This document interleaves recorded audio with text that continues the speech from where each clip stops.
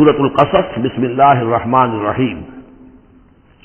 یہ جو 8 صورتیں ہیں ان میں نوٹ کر لیجئے کہ 4 صورتیں یہ ایک مزاج کی ہیں تقریباً. سورۃ الفرقان، سورۃ الشعراء، سورۃ النمل، سورۃ القصص، یہ آخری ہے اس چوکے کے اندر، یہ آخری ہے. پھر 4 وہ ہیں کہ جن میں وہ بالکل نمایاں قدر مشترک ہے کہ اس میں الف لام میم الف لام میم الف لام میم الف لام میم، تو 4 کے یہ 2 سب گروپس ہیں ان 8 صورتوں کے.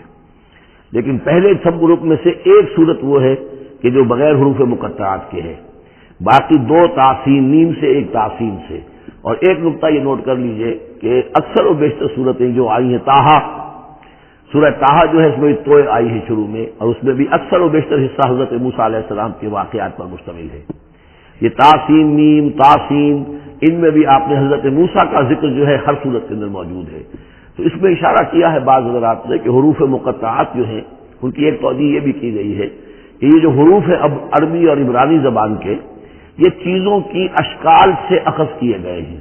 بعض زبانوں کے حروف جو ہیں وہ آوازوں پر مبنی ہے، اور بعض کے جو ہے جیسے چینی زبان ہے وہ بھی چیزوں کی شکلوں سے ان کے الفابیٹس بنے ہیں. تو عبرانی اور عربی کے بھی جو ہے وہ اصل میں چیزیں یا اشیاء، ان کی شکلوں سے انہوں نے حروف اپنے اخذ کیے ہیں. مثلا توئے کو وہ لکھتے ہیں سانپ کی طرح، اگر جو ناگ جو ہے اس نے پھر اٹھایا ہوا ہے اور نیچے کنڈلی ماری ہوئی ہے، یہ توئے ہے. تو طا جو ہے وہ گویا کہ سانپ کی علامت ہے. نون جو ہے وہ مچھلی کی علامت ہے. نون یوں کر کے اور ایک طرف اس کے نقطہ ڈال دے تو بالکل مچھلی، آپ نے کبھی دیکھا ہوگا تو اکثر و بیشتر جو بھی ڈرائنگز ہوتی ہیں، پینٹنگز ہوتی ہیں، وہ مچھلی کی شکل نون کی ہے، اس لیے ذن نون کہا گیا، مچھلی والا. اور قرآن مجید میں ایک سورت ہے سورہ نون جس میں کہ جس کا اختتام ہوتا ہے حضرت یونس علیہ السلام کے ذکر پر کہ جو مچھلی کے پیٹ میں جن کو اللہ نے پہنچا دیا تھا. تو اس اعتبار سے حروف مقطعات میں سے بعض چیزیں جو ہے مناسبت والی نظر آتی ہیں. تو یہ جو صورتیں ہیں، سورہ شعراء اس میں بڑی تفصیل کے ساتھ آیا ہے. سورہ طٰہٰ میں وہ تو میں آپ کو بتا چکا ہوں کہ 8 میں سے 5 رکوع پورے حضرت موسیٰ علیہ السلام کے حالات پر ہیں. اسی طرح اب جو صورت یہ آ رہی ہے سورہ قصص، اس میں بھی حضرت موسیٰ علیہ السلام کے حالات اس میں ذرا اور پہلے کے ہیں. ہم اس سے پہلے پڑھ چکے ہیں کہ جب مدین سے واپس آ رہے تھے تو آپ کو نبوت ملی ہے، لیکن مدین پہنچ کیسے گئے، یہ واقعہ آپ کو سورہ قصص میں ملے گا. کہ یہ جو تو گویا کہ اس تدریج سے حضرت موسیٰ کے حالات آ رہے ہیں کہ جیسے کہ جو آخری دور کے تھے ان کی زندگی کے وہ پہلے آئے ہیں سورہ بقرہ میں، سورہ اعراف میں. پھر اس کے بعد جو ہے اس سے پہلے کے وہ پھر آپ کو 3 صورتوں میں ملے ہیں، اور بالکل ابتدائی دور کی جو چیزیں وہ سورہ قصص میں ملیں گی. طاسین میم تلک آیات الکتاب المبین، یہ ایک روشن کتاب کی آیات ہیں. نتلو علیک من نبأ موسیٰ وفرعون بالحق لقوم یؤمنون. اب دیکھیں یہاں شروع ہی سے بات ہو رہی ہے حضرت موسیٰ علیہ السلام کے بارے میں. ہم سناتے ہیں آپ کو کچھ احوال موسیٰ کے اور فرعون کے، بالحق، حق کے ساتھ، لقوم یؤمنون، ان لوگوں کے لیے جو ایمان لاتے ہیں یا ایمان لائیں یا ایمان والے ہیں. ان فرعون علا فی الارض، یقیناً فرعون نے بہت سرکشی کی تھی زمین میں، بہت ادھم مچایا تھا. وجعل اہلہا شیعا، اور زمین میں بسنے والوں کو اس نے طبقات میں یا گروہوں میں تقسیم کر دیا تھا، حاکم اور محکوم. ایک قوم جو ہے قبطی وہ حاکم تھی اور بنی اسرائیل محکوم. یستضعف طائفۃ منہم، اس نے دبایا ہوا تھا نیچے ایک گروہ کو، بنی اسرائیل کو دبایا ہوا تھا اور شدید ان کے اوپر جو ہے سختیاں ہو رہی تھیں. یذبح ابناءہم، ان کے بیٹوں کو ذبح کر دیتا تھا. ویستحیی نساءہم، اور زندہ رکھتا تھا ان کی عورتوں کو. انہ کان من المفسدین، یقیناً وہ فساد مچانے والوں میں سے تھا. ونرید ان نمن علی الذین استضعفوا، اور ہم نے یہ ارادہ کیا کہ ہم احسان کریں ان پر کہ جو دبا دیے گئے ہیں، جنہیں ستایا جا رہا ہے، دبایا جا رہا ہے، پیسا جا رہا ہے، جن پر ظلم ہو رہا ہے، ہم ان پر احسان فرمائیں. فی الارض، زمین میں. ونجعلہم ائمۃ، انہیں کو امام بنائیں، اب ان کو دنیا میں طاقت دیں، سربلندی دیں. ونجعلہم الوارثین، اور انہیں کو ہم وارث بنا دیں. ونمکن لہم فی الارض، اور ان کو زمین میں تمکن عطا کریں. ونری فرعون وہامان وجنودہما منہم ما کانوا یحذرون، اور دکھا دے فرعون کو بھی اور حامان کو بھی، حامان ان کا وزیر تھا، اور فرعون کو اور حامان کو، وجنودہما، اور ان دونوں کے لشکروں کو، منہم ما کانوا یحذرون، جس چیز سے وہ ڈرتے تھے. اب ما کانوا یحذرون میں ایک تو کچھ روایات ہیں جو ہماری تفسیری جو روایات ہیں ان میں کثرت سے آ گئی ہیں، اور وہ یہ ہے کہ خواب دیکھا تھا اس نے کہ اسرائیلیوں میں ایک بیٹا پیدا ہوا ہے. فرعون نے خواب دیکھا تھا کہ جو تمہاری مملکت کو برباد کر دے گا، تمہیں ختم کر دے گا۔ اسی خواب کے بعد اس نے، جیسے کہ حضرت مسیح کے بارے میں انجیل میں یہ ہے صراحت کے ساتھ، اور اس کے بعد جو ہے وہ وہاں پہ جو بھی نوزائیدہ بچہ تھا اس کو قتل کرنے کا معاملہ شروع ہو گیا تھا۔ یہی معاملہ کہتے ہیں، لیکن قرآن میں بھی اس کا ذکر نہیں ہے اور تورات میں بھی ذکر نہیں ہے، البتہ تالمود میں اس کا ذکر موجود ہے، اور تالمود سے پھر یہ روایات جو ہیں ہماری تفسیری روایات کے اندر آ گئی ہیں۔ ما کانوا یحزنون کی ایک دوسری توجہ یہ بھی ممکن ہے کہ ہو، واللہ عالم، لیکن ایک دوسری توجہ بھی ہے کہ انہیں یہ اندیشہ ہو گیا تھا کہ یہ قوم جو ہے اب اس تیزی کے ساتھ بڑھ رہی ہے، اس کی تعداد اتنی تیزی سے بڑھ رہی ہے کہ یہ ہمارے لیے خطرہ بن سکتے ہیں۔ بالکل وہ معاملہ ہے جو آج سے کوئی 20 سال پہلے ہوا تھا ہندوستان میں، جو نسل بندی کا معاملہ تھا کہ مسلمانوں کی تعداد اتنی تیزی سے بڑھ رہی تھی کہ ہندوؤں کو یہ اندیشہ ہوا کہ ان کی تعداد جو ہے وہ آبادی اتنی تیزی سے بڑھ رہی ہے کہ ہمارے لیے یہ خطرہ بن جائیں گے، لہذا ان کو روکنے کے لیے وہ نسل بندی اور جبری نسل بندی، پھر اس میں طرح طرح کے طریقے اختیار کیے گئے۔ اسی کی وجہ سے پھر وہاں مسلمانوں نے پہلی مرتبہ کانگریس کے خلاف یعنی انتخابی مارکے کے اندر بغاوت کی تھی، جس کی وجہ سے کہ اندرا گاندھی جو ہے ہار گئی تھی۔ تو یہ معاملہ جو ہے محسوس ہوتا ہے کہ وہاں یہ محسوس کیا جا رہا تھا کہ یہ جس تیزی کے ساتھ ان کی افزائش نسل ہو رہی ہے یہ ہمارے لیے خطرہ بن سکتے ہیں۔ یہ وجہ ہے کہ ان کے بچوں کو جو نرینہ اولاد ہے انہیں قتل کیا جا رہا تھا۔ بہرحال یہ دونوں توضیحات ممکن ہیں، واللہ عالم۔ وَأَوْحَيْنَا إِلَىٰ أُمِّ مُوسَىٰ أَنْ أَرْضِعِيهِ فَإِذَا خِفْتِ عَلَيْهِ فَأَلْقِيهِ فِي الْيَمِّ وَلَا تَخَافِي وَلَا تَحْزَنِي إِنَّا رَادُّوهُ إِلَيْكِ وَجَاعِلُوهُ مِنَ الْمُرْسَلِينَ صدق اللہ العظیم۔ اور ہم نے وحی کر دی موسیٰ کی والدہ کو کہ اسے دودھ پلاتی رہو، اور جب تمہیں اندیشہ ہو کہ کوئی تلاشی کے لیے لوگ آ رہے ہیں اور کوئی پکڑے جانے کا خوف ہے، فَأَلْقِيهِ فِي الْيَمِّ، تو اسے ڈال دینا دریا میں، نیل میں، وَلَا تَخَافِي وَلَا تَحْزَنِي، اور کوئی خوف نہ کھانا، کوئی رنجیدہ مت ہونا، إِنَّا رَادُّوهُ إِلَيْكَ، ہمارا وعدہ ہے کہ ہم اس بچے کو لوٹا لیں گے تمہاری طرف، تمہارے پاس واپس لے آئیں گے، وَجَاعِلُوهُ مِنَ الْمُرْسَلِينَ، اور اسے ہم نے بنانا ہے اپنے رسولوں میں سے۔ فَالْتَقَطَهُ آلُ فِرْعَوْنَ، تو فرعون کے گھر والوں نے اسے اٹھا لیا۔ اسی سے لفظ لقطہ بنا ہے، لقطہ کہتے ہیں کوئی چیز گری پڑی کہیں ہو اس کو اٹھا لیا جائے، تو لقطے کے احکام ہیں پھر شریعت کے اندر۔ فَالْتَقَطَهُ، اٹھا لیا اس کو آلُ فِرْعَوْنَ لِيَكُونَ لَهُمْ عَدُوًّا وَحَزَنًا، آل فرعون نے، فرعون کے گھر والوں نے اسے اٹھا لیا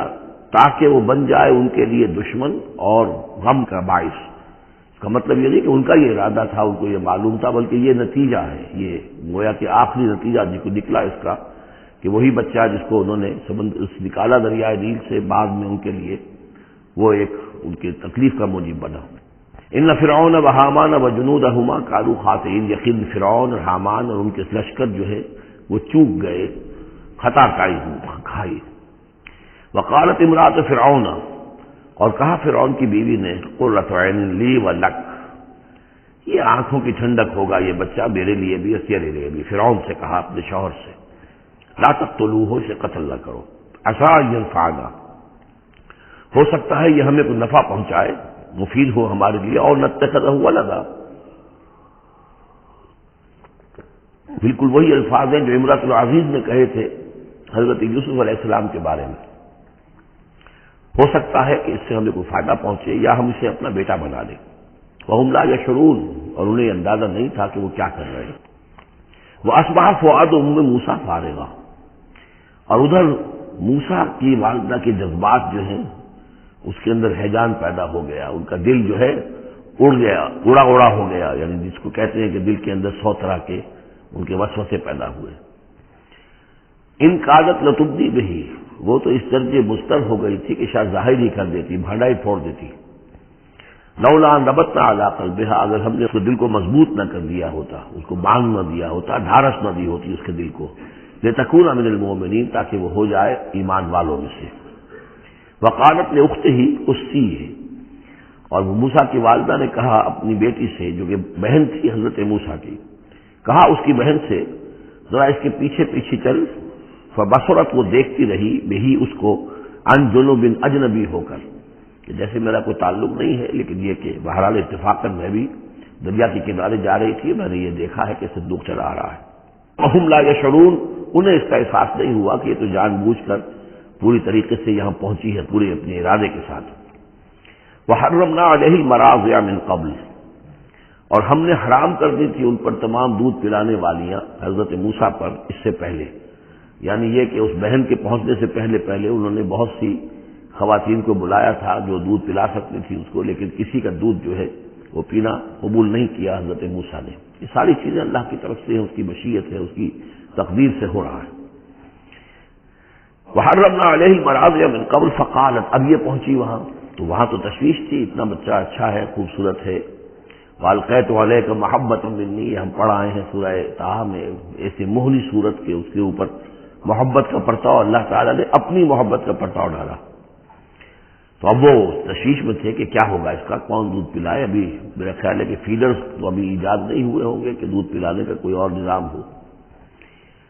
قالت، تو اس نے کہا هل ادلکم علی اہل بیت یکفلونہ لکم، تو کیا میں تمہاری رہنمائی کروں ایک گھر والوں کی طرف کہ جو اس کی کفالت کریں گے، اس کو پال دیں گے تمہارے لیے، وہم لہ ناصحون، اور وہ اس کے خیر خواہ ہیں۔ فرددناہ الی امہ کی تقر عینہا، تو ہم نے لوٹا دیا اسے اس کی والدہ کی گود میں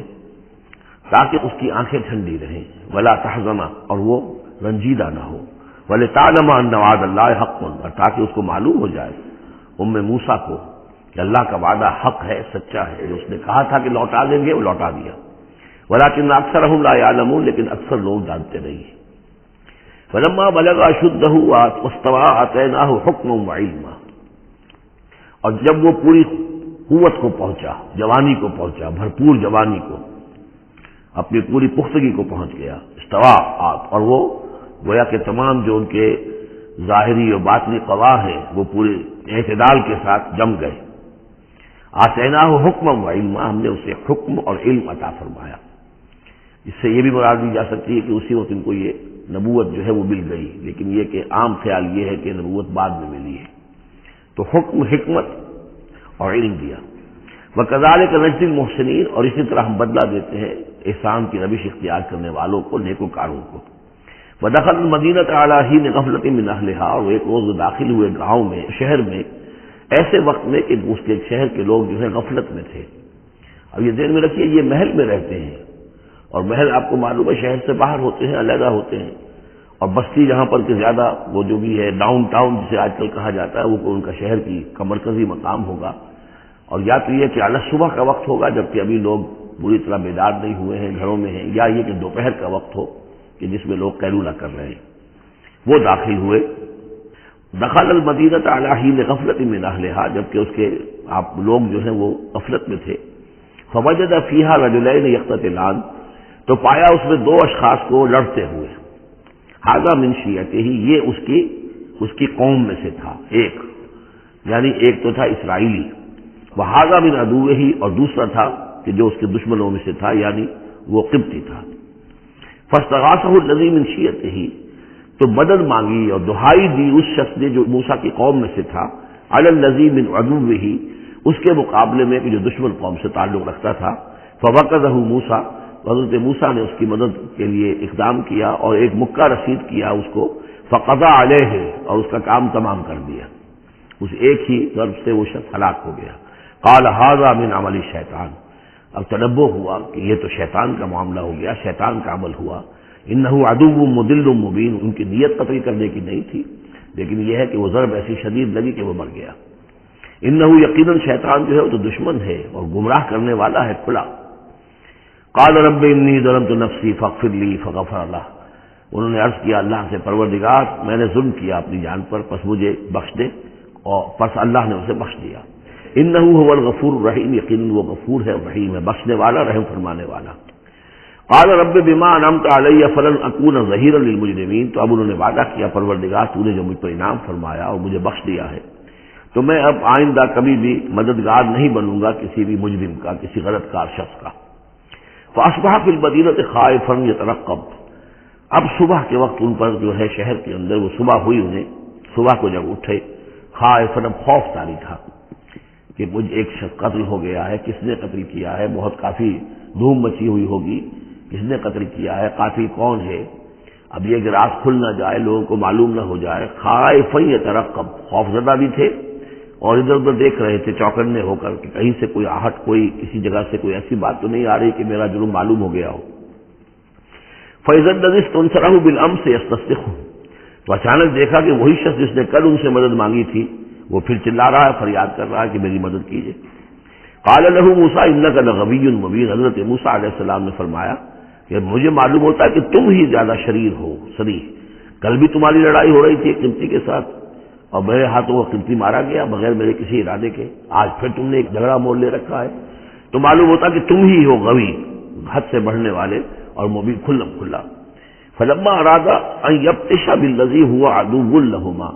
یہ بات تو کہیں اس اسرائیلی سے، لیکن کوشش یہ کی، ارادہ کیا کہ دوسرا جو دشمن قوم سے تھا اس کو پکڑ لیں، یعنی جو زیادتی کر رہے تھے، اب مارا نہیں لیکن پکڑنے کے لیے، تاکہ وہ شخص جو ہے اسرائیلی کو مار نہ سکے، تو اس کو پکڑے، آگے جب بڑھے تو اس کو پکڑے۔ وہ یہ شخص سمجھا اس اسرائیلی کی غالباً مجھے سزا دینے کے لیے آ رہے ہیں، جو کہا یہ تھا کہ انک لغوی مبین، تو چونکہ اس الفاظ اس کی طرف تھے اور پکڑ رہے تھے اس کو، اس نے سوچا کہ مجھے پکڑنے کے لیے یہ اقدام کر رہے ہیں۔ قال یا موسیٰ، اب وہ خود بول اٹھا، چیخ اٹھا، اس نے کہا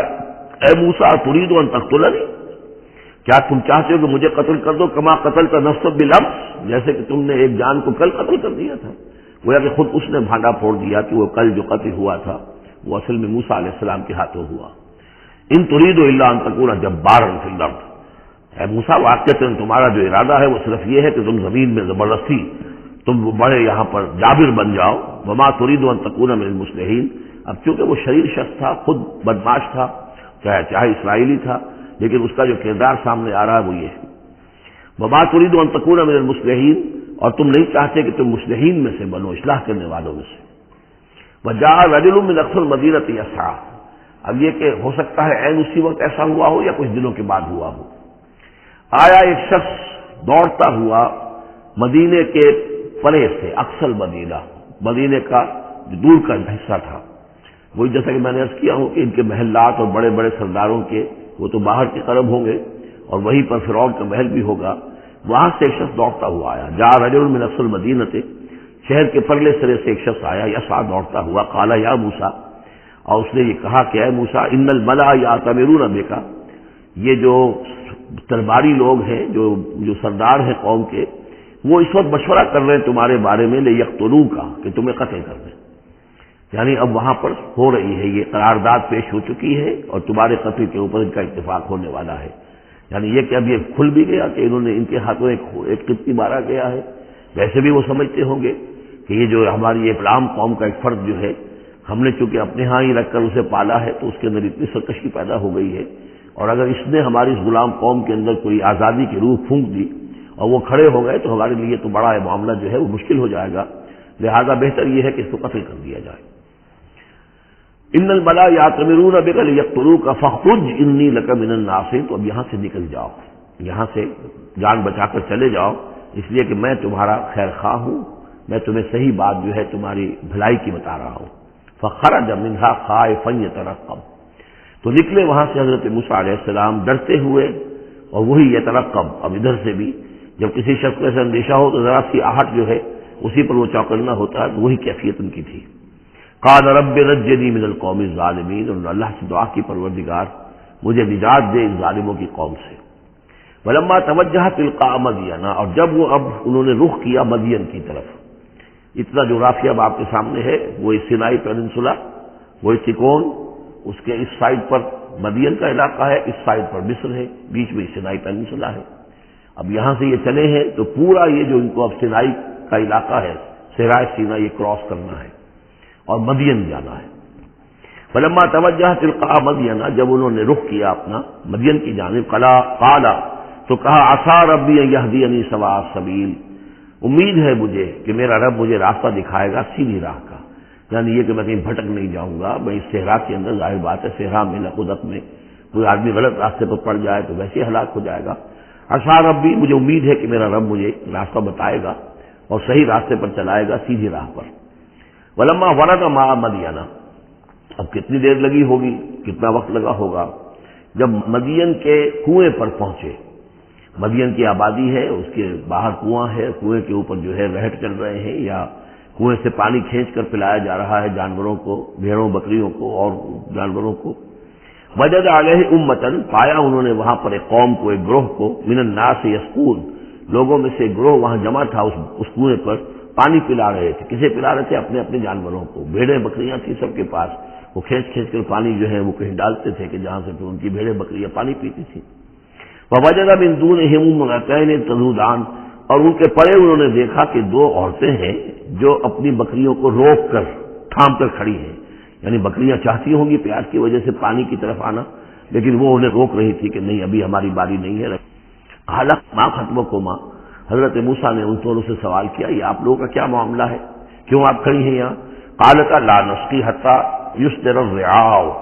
انہوں نے کہا کہ ہم نہیں اپنے اس گلے کو پانی پلا سکتی جب تک کہ یہ تمام چرواہے چلے نہ جائیں۔ یہ چرواہے جو ہیں پانی پلا کے جب چلے جاتے ہیں اپنے اپنے گلوں کو لے کر، پھر ہم جاتی ہیں اور جا کر اپنے ان بھیڑوں بکریوں کو پانی پلاتی ہیں۔ وہ ابونا شیخ الکبیر، ہمارا والد جو ہے وہ بہت بوڑھے شخص ہیں، ضعیف ہیں، مطلب یہ کہ کوئی مرد جوان مرد ہے نہیں، والد ہیں گھر میں تو وہ بوڑھے ہیں، یہ کام جو کہ مردوں کی کرنے کا تھا وہ ہمیں عورتوں کو کرنا پڑ رہا ہے۔ اب ظاہر بات ہے کہ ان چرواہوں سے کون جھگڑے، تو اس لیے کہ ہم اس میں جو ہے اپنی باری کے معاملے میں ہم نے یہی طے کیا ہوا کہ یہ سب پانی پلا کے چلے جائیں اپنے اپنے ریوڑ لے کر، تو پھر ہم پانی پلاتی ہیں۔ فسقا لہما، حضرت موسیٰ علیہ السلام تو تھے قوی ہیکل تھے، انہوں نے کہا نہیں، ان کی وہ غیرت جو ہے انہوں نے پانی پلایا، ادھر ادھر ہٹایا ان کو جو بھی چرواہے تھے اور ان کو پانی کھینچ کر پلایا ان کی بھیڑوں بکریوں کو۔ ثم تولی الی الظل، اب وہ تو لے کر اپنی بھیڑوں بکریوں کو چلی گئی اپنے گھر، اور یہ پھر کسی سائے کی طرف انہوں نے رخ کیا، پھر مڑے ایک سائے کی طرف، کسی درخت کی سائے میں جا کر بیٹھ گئے اور انہوں نے اب دعا مانگی۔ فقال رب انی لما انزلت الی من خیر فقیر، یہ بڑی اہم دعا ہے، یاد کر لینی چاہیے۔ اے اللہ جو خیر بھی تو میری جھولی میں ڈال دے میں اس کا محتاج ہوں۔ یہ انتہائی عاجزی کی دعا ہے۔ اب ایک شخص ہے محل میں پلا بڑھا، وہاں سے نکل کے بھاگا ہے جان بچا کر، پورا سینائی پیننسلا کراس کیا ہے، کیا سختیاں جھیلی ہوں گی، اب یہاں پہنچے ہیں، کوئی جاننے والا نہیں، کوئی پہچان والا نہیں، ایک بالکل یہ سمجھیے کہ غربت کی حالت ہے۔ تو اب اس حالت میں ہوتا ہے کہ انسان، ایک تو فقیر وہ ہوتا ہے جو کہتا ہے ٹھسے کے ساتھ میں اتنے پیسے دوں گا، میں 5 روپے سے کم نہیں لوں گا۔ ایک غریب فقیر وہ ہوتا ہے وہ کہتا ہے کہ مجھے جو بھی دے دیں، میں تو اس قدر محتاج ہوں۔ تو یہ گویا کہ انتہائی احتیاط کی کیفیت۔ رب انی لما انزلت الی من خیر فقیر، پروردگار میں تو اب فقیر ہوں، جو خیر بھی تو میری جھولی میں ڈال دے، اس درجے میری حالت اب خستہ ہے۔ فجاءت احداہما تمشی علی استحیاء، اب ان 2 عورتوں میں سے 2 لڑکیوں میں سے ایک آئی اس کے پاس چلتی ہوئی شرم کے ساتھ، لجاجت کے ساتھ۔ قالت ان ابی یدعوک، اس نے کہا کہ میرے والد آپ کو بلا رہے ہیں، لیجزیک اجر ما سقیت لنا، تاکہ آپ کو بدلہ دیں، اجر دیں، آپ نے جو مشقت اٹھائی جھیلی، پانی کھینچا کنویں سے ہماری بھیڑوں بکریوں کے لیے، تو اجر ما سقیت لنا، ہمارے والد چاہتے ہیں کہ آپ کو کچھ اس کا اجر دیں۔ فلما جاءہ، جب وہ وہاں پہنچے اس کے پاس، وقص علیہ القصص، اور سارا قصہ انہیں سنایا، ساری بات سنائی، سارا بیان۔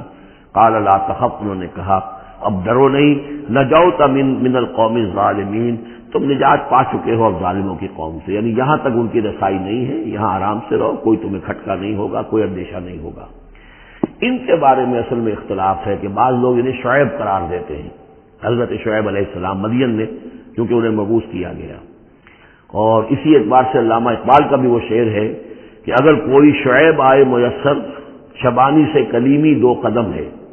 یعنی حضرت موسیٰ علیہ السلام چرواہے کی حیثیت سے حضرت شعیب کی خدمت میں رہے، 8 سال یا 10 سال ان کی خدمت گزاری کی، تو اس کے نتیجے میں ان میں وہ اوصاف پیدا ہو گئے، ان کی تربیت کے نتیجے میں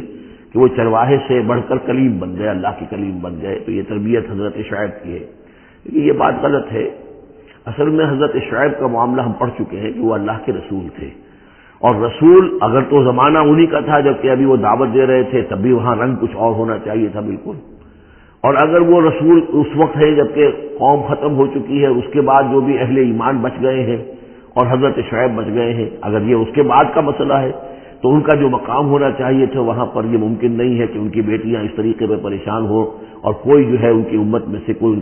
ان کی خبر گیری کرنے والا نہ ہو۔ تو وہ پکچر بالکل بنتی نہیں ہے یہ. اور حضرت شعیب کا معاملہ جو ہے ظاہر بات ہے کہ یہ اس کے اندر فصل ہے، اگرچہ یقین کے ساتھ ہمیں معلوم نہیں. یہ گویا کہ بعد میں جو قوم وہاں آباد ہوئی ہے حضرت شعیب کے ساتھ، جو لوگ صاحب ایمان بچ گئے اور ان سے دوبارہ جو وہاں پر جو بھی آبادی ہوئی ہے، اس میں کچھ اچھے لوگ، ظاہر بات ہے کہ ان میں تو ابھی اچھے اثرات بھی تھے، تو ان میں سے یہ بزرگ تھے. ابھی ہو سکتا ہے 100 سال ہو چکے ہوں، لیکن ابھی کچھ نہ کچھ اثرات تھے. تو یہ بزرگ آدمی، ضعیف آدمی جو ہے، یہ ایک نیک آدمی تھے. قالت احداہما یا ابت استاجرہ، ان میں سے ایک نے کہا، بیٹیوں میں سے، لڑکیوں میں سے ایک نے، ابا جان ان کو ملازم رکھ لے، اجرت پر رکھ لے. استاجر ہو، یہ استاجری اور اجیری، یہ دونوں جو ہے اجیر اور مستاجر، در حقیقت یہ آجر اور اجیر وہ ہے کہ جو اجرت کے اوپر کام کرتا ہو، اور مستاجر وہ ہے جو کسی کو اجرت پر کام کرنے کے لیے رکھے. استاجر، مستاجر اس سے اس میں فاعل بنے گا.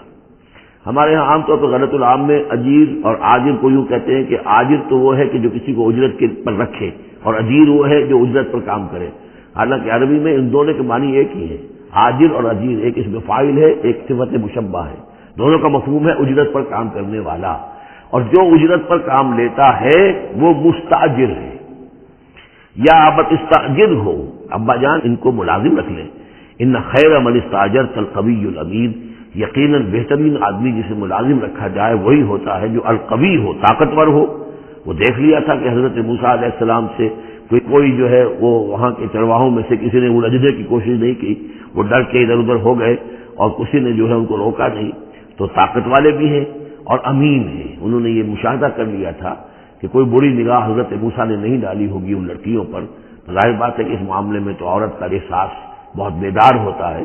کہ کسی مرد کی نگاہ جو ہے کس قسم کی ہے جو اس پر پڑ رہی ہے. تو اسے چونکہ ذاتی تجربہ ہو چکا تھا کہ ان کے اندر وہ امانت پوری موجود ہے، اور کسی درجے میں بھی نگاہ کی خیانت بھی ان میں نہیں ہے. تو جس شخص کی نگاہ میں خیانت نہیں ہے وہ اور کسی معاملے میں کیا خیانت کرے گا. کہ قالت احداہما یا ابت استاجر ہو ان خیر من استاجرت القوی الامین، ابا جان ان کو ملازم رکھ لیجئے، اس لیے کہ ملازمت کے لیے بہترین شخص وہی ہوتا ہے جو طاقتور بھی ہو، کام کر سکے خوب، اور یہ کہ امین ہو، اعتبار کے قابل ہو. قال انی اريد ان انکحک احدی ابنتی ہاتین، انہوں نے کہا وہ صاحب جو بزرگ ہیں شیخ مدین کہ میں یہ ارادہ رکھتا ہوں، میرا خیال ہے کہ اپنی بیٹیوں میں سے ایک کو تمہارے نکاح میں دے دوں اے موسیٰ، علی ان تأجرنی 8 حجج، لیکن اس پر کہ تم 8 سال تک میرے ہاں اجرت پر کام کرو، میری ملازمت کرو. یہ جو مہر کا معاملہ ہے یہ پچھلے زمانے میں ایسا ہی ہوگا جیسے آج کل پٹھانوں میں بھی ہوتا ہی ہے ابھی، کہ وہ مہر جو ہے وہ والدین لے لیتے ہیں رقم جو ہے، گویا کہ وہ اس لڑکی کو جو پالا ہے پوسا ہے تو یہ در حقیقت اس کا بدل ہے وہ جو لے رہے ہیں کہ ہم نے اس کو پالا پوسا، آپ تمہارے حوالے کر رہے ہیں تو ہمیں اس کی رقم دو. جبکہ اسلام میں آ کر اس کو بدل دیا گیا ہے، مہر جو ہے لڑکی کا حق ہے، وہ اس کے والدین کا حق نہیں ہے. البتہ اس وقت معلوم ہوتا ہے کہ رواج یہی تھا کہ چونکہ اپنی بیٹی نکاح میں دینے کے لیے تیار ہو رہے ہیں تو اس کے عوض اپنی ملازمت کروانا چاہتے ہیں کہ تم میری ملازمت کرو، میری خدمت کرو 8 برس تک، تو یہ گویا کہ بدل ہو جائے گا اس کا کہ میں اپنی ایک بیٹی کا نکاح تم سے کر دوں گا. فَإِنْ أَتْمَمْتَ عَشْرًا فَمِنْ عِنْدِكَ، اور اگر تم 10 سال کر دو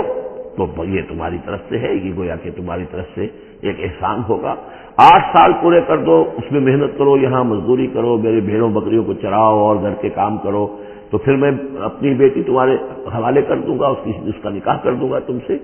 یا یہ کہ 10 سال کر دو تو یہ تمہاری طرف سے اضافی بات ہوگی.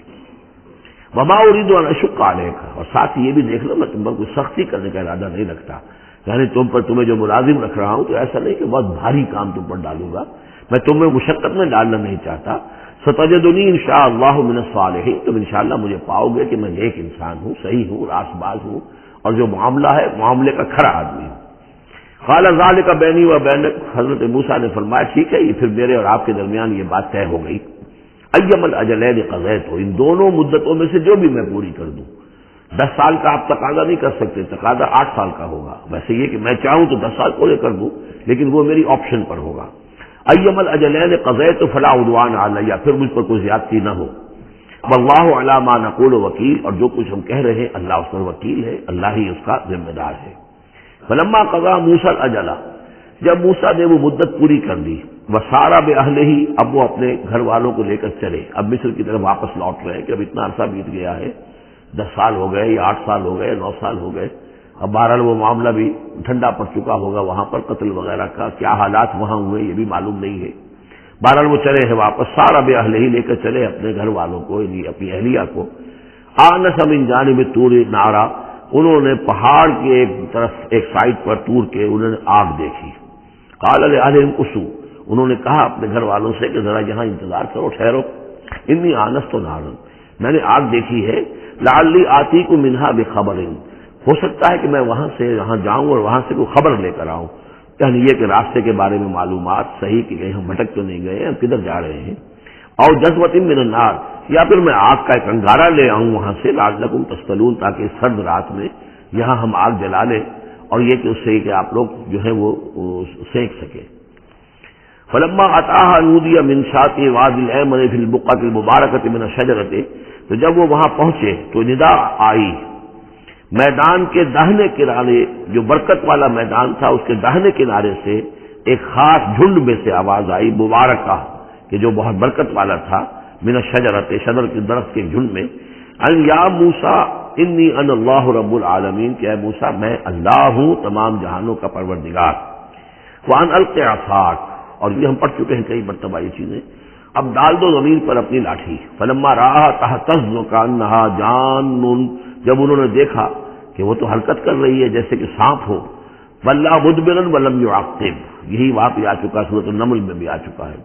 تو موسیٰ علیہ السلام جو ہے وہاں سے پیٹھ موڑ کر بھاگے اور انہوں نے پیچھے مڑ کر نہیں دیکھا. یا موسیٰ اقبل اللہ نے فرمایا اے موسیٰ نہیں آؤ اقبل ولا تخف اور ڈرو نہیں انک من الآمنین یقیناً تم بالکل امن میں ہوگے تمہیں کوئی غضب نہیں پہنچے گا. اسلک یدک فی جیبک اور اپنا ہاتھ جو ہے ذرا اپنے گریبان میں ڈالو. تخرج بیضاء من غیر سوء وہ نکلے گا سفید ہو کر بغیر اس کے کہ اس میں کوئی بیماری ہو یا اس میں کوئی اور برائی پیدا ہو. وضمم الیک جناحک من الرحم اور اگر کبھی تمہیں کوئی خوف لاحق ہو تو ذرا اپنے بازو کو اپنی بغل کے ساتھ اچھی طرح جوڑ لینا. یہ گویا کہ خاص ترکیب بتائی گئی ہے کہ اس طریقے سے خوف کے اثرات جو ہیں وہ زائل ہو جائیں گے. فذانک برہانان من ربک باقی وہ دو جو ہیں وہ ہم نے تمہیں برہانے دی ہیں جو یہ دلیلیں دی ہیں نشانیاں دی ہیں معجزے دیے ہیں. فذانک برہانان من ربک الی فرعون وملئہ کہ اب تم فرعون اس کے سرداروں کے پاس جاؤ. انہم کانوا قوما فاسقین یقیناً وہ ایک فاسق اور فاجر اور سرکش قوم بن گئے. قال رب انی قتلت منہم نفسا حضرت موسیٰ نے عرض کیا پروردگار میں نے ان کی قوم کے ایک شخص کو قتل کر دیا تھا. فاخاف ان یقتلون مجھے تو اندیشہ یہ ہے کہ جیسے ہی میں وہاں جاؤں گا وہ مجھے قتل کر دیں گے. یعنی ایک تو یہ کہ میں خاموشی سے جاؤں جا کر کہیں چھپ جاؤں کہیں پتہ بھی نہ چلے کہ موسیٰ آ گئے کہاں آ گئے کہیں جا کر آباد ہو جاؤں. ایک یہ کہ میں جاؤں اور فرعون کے ہاں جاؤں اور جا کر وہاں پیغام پیش کروں. تو اس میں تو مجھے اندیشہ یہ ہے کہ فوری طور پر مجھ پر مقدمہ قائم ہوگا اور مجھے قتل کر دیا جائے گا. وہ آخی ہارون اور میرا جو بھائی ہارون ہے میرے بڑے بھائی وہ افصح منی لسانا ان کی زبان مجھ سے زیادہ صاف ہے وہ گفتگو کرنے میں زیادہ مہارت رکھتے ہیں. فارسلہ معیا تو انہیں بھی میرے ساتھ بھیج دیجیے ضدعا میری مدد کے لیے یصدقونی تاکہ وہ میری تصدیق کرے. انی اخاف ان یکذبون مجھے اندیشہ ہے کہ وہ مجھے جھٹلائیں گے. قال سنشد عضدک باخیک اللہ تعالیٰ نے فرمایا ٹھیک ہے ہم تمہارے بازو کو مضبوط کریں گے تمہارے بھائی کے ذریعے سے. وَنَجْعَلُ لَكُمَا سُلْطَانًا اور ہم تمہارے لیے دونوں کے لیے ایسا روب تمہارے اندر پیدا کر دیں گے فَلَا يَصِلُونَ إِلَيْكُمَا کہ وہ تمہاری طرف آگے بڑھ نہیں سکیں گے تمہاری طرف تمہیں ہاتھ نہیں لگا سکیں گے. یعنی یہ بھی جیسے کہ ایک وقت میں ہم نے تمہارے چہرے پر ایسی محبت کا پرچاؤ ڈال دیا تھا کہ کوئی آپ کو قتل نہیں کر سکا اسی طریقے سے اب ہم ایک ایسا روب جو ہے آپ کی شخصیت کے اندر تمہاری شخصیت کے اندر پیدا کر دیں گے تم دونوں کی کہ کوئی شخص تمہارے خلاف کوئی اقدام نہیں کر سکے گا. بِآیاتنا انتما ومن اتبعکم الغالبون اور یقیناً ہماری آیات کی بدولت تم دونوں اور جو بھی تم دونوں کی پیروی کریں گے وہی غالب رہیں گے. فلما جاءوا موسیٰ بآیاتنا تو جب موسیٰ پہنچے ان کے پاس ہماری آیات کے ساتھ بینات روشن آیات لے کر قالوا ما ھذا الا سحر مفترى انہوں نے کہا یہ تو نہیں ہے کچھ بھی سوائے اس کے کہ جادو ہے جو افترا ہو رہا ہے گھڑا ہوا ہے. وما سمعنا بهذا في آبائنا الاولین اور ہم نے ایسی کوئی بات اپنے پہلے آباء و اجداد میں نہیں سنی. نئی بات لے کر آئے ہو کہ اللہ جو ہے اس کائنات کا خالق اس نے کسی کو رسول بنا کر بھیجا ہے اور وہ اس کا نمائندہ ہے اس کی بات ماننی پڑے گی. ہم نے تو یہ بات پہلے کبھی سنی نہیں ہے. وقال موسیٰ ربی عالم بمن جاء بالہدی من عنده، موسیٰ نے کہا میرا پروردگار خوب جانتا ہے کہ کون ہدایت لے کر آیا ہے اس کے پاس سے، یعنی اللہ کے علم میں ہے۔ ومن تکون له عاقبۃ الدار، اور میرا رب جانتا ہے کہ کس کے لیے ہے آخرت کا گھر۔ انہ لا یفلح الظالمون، یقیناً ظالم فلاح نہیں پاتے۔ وقال فرعون یا ایھا الملأ ما علمت لکم من الہ غیری، اور کہا فرعون نے کہ اے میرے سرداروں،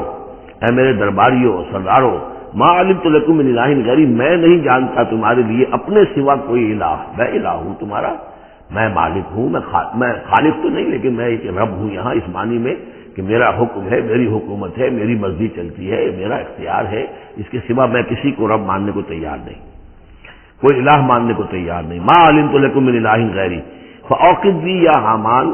تو اے حامان ذرا آگ دے، بھٹا جو ہے اینٹوں کا، اس جو تین جو گارے کی اینٹیں ہیں ان کو ذرا پکاؤ بٹے کے اندر،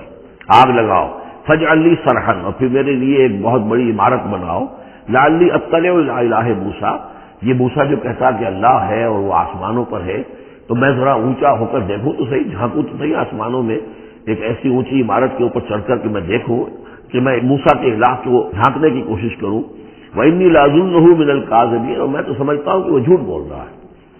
واستکبر هو وجنودہ، استکبار کیا، گھمنڈ کیا، تکبر کیا اس نے بھی اور اس کے لشکروں نے بھی، فی الارض، زمین میں، بغیر الحق، نا حق، انہیں کوئی اختیار، کوئی حق اس کا حاصل نہیں تھا۔ وظنوا انہم الینا لا یرجعون، اور انہوں نے یہ گمان کیا کہ وہ ہماری طرف لوٹائے نہیں جائیں گے۔ فاخذناہ وجنودہ فلمزناہم فی الیم، تو ہم نے پکڑا اس کو اور اس کے لشکروں کو اور ہم نے ان کو پھینک دیا پھر سمندر میں۔ فانظر کیف کان عاقبۃ الظالمین، تو دیکھو کیسا انجام ہوا ظالموں کا۔ وجعلناہم ائمۃ یدعون الی النار، اور ہم نے انہیں بنا دیا امام کہ جو لوگوں کو آگ کی طرف بلانے والے تھے، یعنی فرعون اور اس کے درباری لوگوں کو آگ کی طرف بلانے والے بن گئے۔ ویوم القیامۃ لا ینصرون، اور قیامت کے دن ان کی کوئی مدد نہیں کی جائے گی۔ واتبعناہم فی ہذہ الدنیا لعنہ، اور ہم نے اس دنیا میں بھی ان پر ان کے پیچھے لعنت لگا دی ہے، لعنت رکھ دی ہے جو ان کا پیچھا کر رہی ہے۔ ویوم القیامۃ ہم من المقبوحین، اور قیامت کے دن یقیناً وہ بہت ہی برائی کی کیفیت میں ہوں گے۔ وَلَقَدْ آتَيْنَا مُوسَى الْكِتَابَ مِنْ بَعْدِ مَا أَهْلَكْنَا الْقُرُونَ الْأُولَىٰ، اور ہم نے موسیٰ کو کتاب عطا فرمائی اس کے بعد کہ ہم نے پہلی جماعتوں کو ہلاک کر دیا تھا۔ بصائر للناس،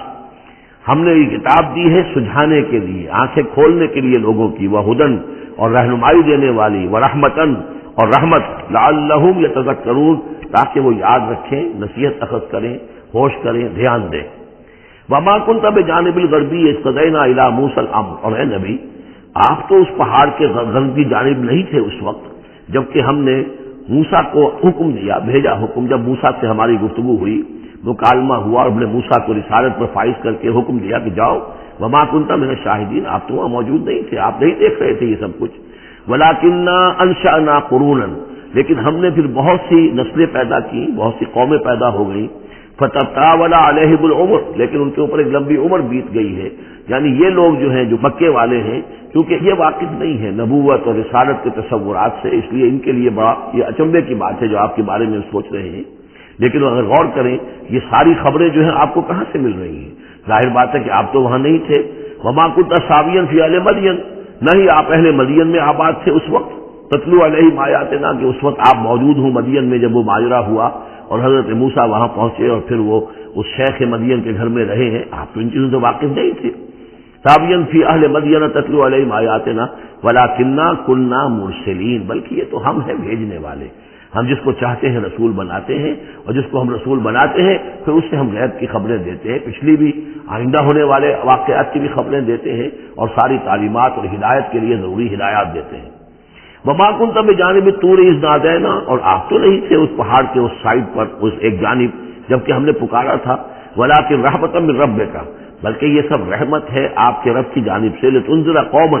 تاکہ آپ اس قوم کو خبردار کریں، ما اتاہم من نذیر من قبلک، جس کے پاس کہ کوئی خبردار کرنے والا نہیں آیا آپ سے پہلے، لعلہم یتذکرون، یعنی حضرت اسماعیل سے لے کر حضرت محمد تک یہ بڑا طویل وقفہ ہے۔ صلی اللہ علیہ وسلم علیہ السلام، حضرت ابراہیم کے بیٹے اسماعیل، اب ان کے ساتھ حضرت اسحاق تھے ان کے دوسرے بیٹے، ان کے ساتھ تو یہ کہ نبوت کا سلسلہ چلتا رہا، اور وہ یہ کہ 1400 برس تو ایسے ہیں کہ کوئی ایک لمحہ بھی ایسا نہیں تھا کہ نبی نہ ہو. ان کے پاس کتابیں تھیں، ان کے پاس زبور تھی، ان کے پاس جو ہے تورات تھی، تو یہ سب کچھ تھا. لیکن یہ قوم جو تھی ظاہر بات ہے کہ یہاں پر یہ ان چیزوں سے ناواقف ہو گئی. تو یوں سمجھیے کہ کم و بیش 3000 برس بیت گئے تھے کہ ان کے پاس کوئی نبی نہیں، کوئی رسول نہیں، کوئی اس کی بات کوئی کتاب نہیں. تو اب ہم نے یہ چاہا کہ آپ ان کو لتنذر قوما ما آتاہم من نذیر، اس قوم کو آپ خبردار کریں کہ جس کے پاس آپ سے پہلے من قبل کا کوئی نذیر نہیں آیا، کوئی ڈر سنانے والا، کوئی خبردار کرنے والا، لعلہم یتذکرون، شاید کہ وہ نصیحت حاصل کریں. ولولا ان تصیبہم مصیبۃ بما قدمت ایدیہم، اور اتنی بات کے لیے کہ ان کے اوپر کوئی مصیبت نہ آ جائے ان کے تمام اعمال کی وجہ سے، فیقولوا ربنا، اور اگر مصیبت آ جاتی، لولا ان تصیبہم مصیبۃ بما قدمت ایدیہم، یہ مضمون آ چکا ہے سورہ طٰہٰ میں بھی کہ اگر رسول بھیجے بغیر ہماری طرف سے عذاب آ جاتا تو یہ عذر کرتے کہ صاحب ہمیں متنبع نہیں کیا گیا، ہمیں خبردار نہیں کیا گیا، ہم پر اتمام حجت نہیں کیا گیا، عذاب کیسے آ گیا. وَلَوْلَا أَن تُصِيبَهُم مُّصِيبَةٌ بِمَا قَدَّمَتْ أَيْدِيهِمْ فَيَقُولُوا رَبَّنَا لَوْلَا أَرْسَلْتَ إِلَيْنَا رَسُولًا، اگر کوئی مصیبت ان پر آ جاتی اس سے پہلے ان کے اپنے ہاتھوں کے کرتوتوں کی وجہ سے، تو یہ کہتے کہ پروردگار کیوں نہ تم نے بھیج دیا ہماری طرف کوئی رسول، فَنَتَّبِعَ آيَاتِكَ، کہ تیری آیات کی پیروی کرتے، وَنَكُونَ مِنَ الْمُؤْمِنِينَ، اور ہم تو ہو جاتے ایمان لانے والوں میں سے. فَلَمَّا جَاءَهُمُ الْحَقُّ مِنْ عِندِنَا، لیکن جب ان کے پاس آیا ہے یہ حق ہمارے پاس سے، قالوا لولا اوتي مثل ما اوتي موسیٰ، اب یہ کہہ رہے ہیں کہ کیوں نہیں دیا گیا ان کو جیسا کہ دیا گیا تھا موسیٰ کو، یعنی موسیٰ کو عصا دیا گیا، موسیٰ کو وہ ید بیضا دیا گیا، موسیٰ کو تورات لکھی ہوئی جو ہے وہ پتھر کی تختیوں پر دی گئی. لولا اوتي مثل ما اوتي موسیٰ، کیوں نہیں دیا گیا اس کو وہی کچھ اسی طرح کی چیزیں جو دی گئی تھی موسیٰ کو. اولم یکفروا بما اوتي موسیٰ من قبل، تو جو کچھ موسیٰ کو دیا گیا تھا پہلے، کیا اس کے ساتھ لوگوں نے کفر نہیں کیا تھا؟ کیا ان آیات کو دیکھ کر فرعون ایمان لے آیا تھا؟ کیا اس کی پوری قوم ایمان لے آئی تھی؟ کیا وہ ہلاک نہیں ہو گئے تھے؟ قالوا سحران تظاہرا، انہوں نے یہ کہا کہ یہ تو دو جادو ہیں جنہوں نے آپس میں ایکا کر لیا ہے. ایک تو یہ کہ اس سے خیال ہوتا ہے کہ اس سے مراد یہ ہے کہ حضرت موسیٰ اور حضرت ہارون دونوں کو سحران یعنی ساحر کی بجائے کہا گیا یہ مجسم سحر ہیں، یہ دو سحر ہیں جنہوں نے گٹھ جوڑ کر لیا ہے ہمارے خلاف. لیکن یہ کہ اصل میں دوسری رائے یہ ہے کہ یہ اصل میں اب قول ہے مکے والوں کا کہ وہ یہ کہہ رہے ہیں کہ یہ دو جادو ہیں. جادو کون سے ہیں؟ ایک یہ قرآن جو محمد ہمارے سامنے پیش کر رہے ہیں، اور ایک تورات کہ جو اس سے پہلے موجود ہے. یہ دو جادو ہیں اور ان کا آپس میں گٹھ جوڑ ہے،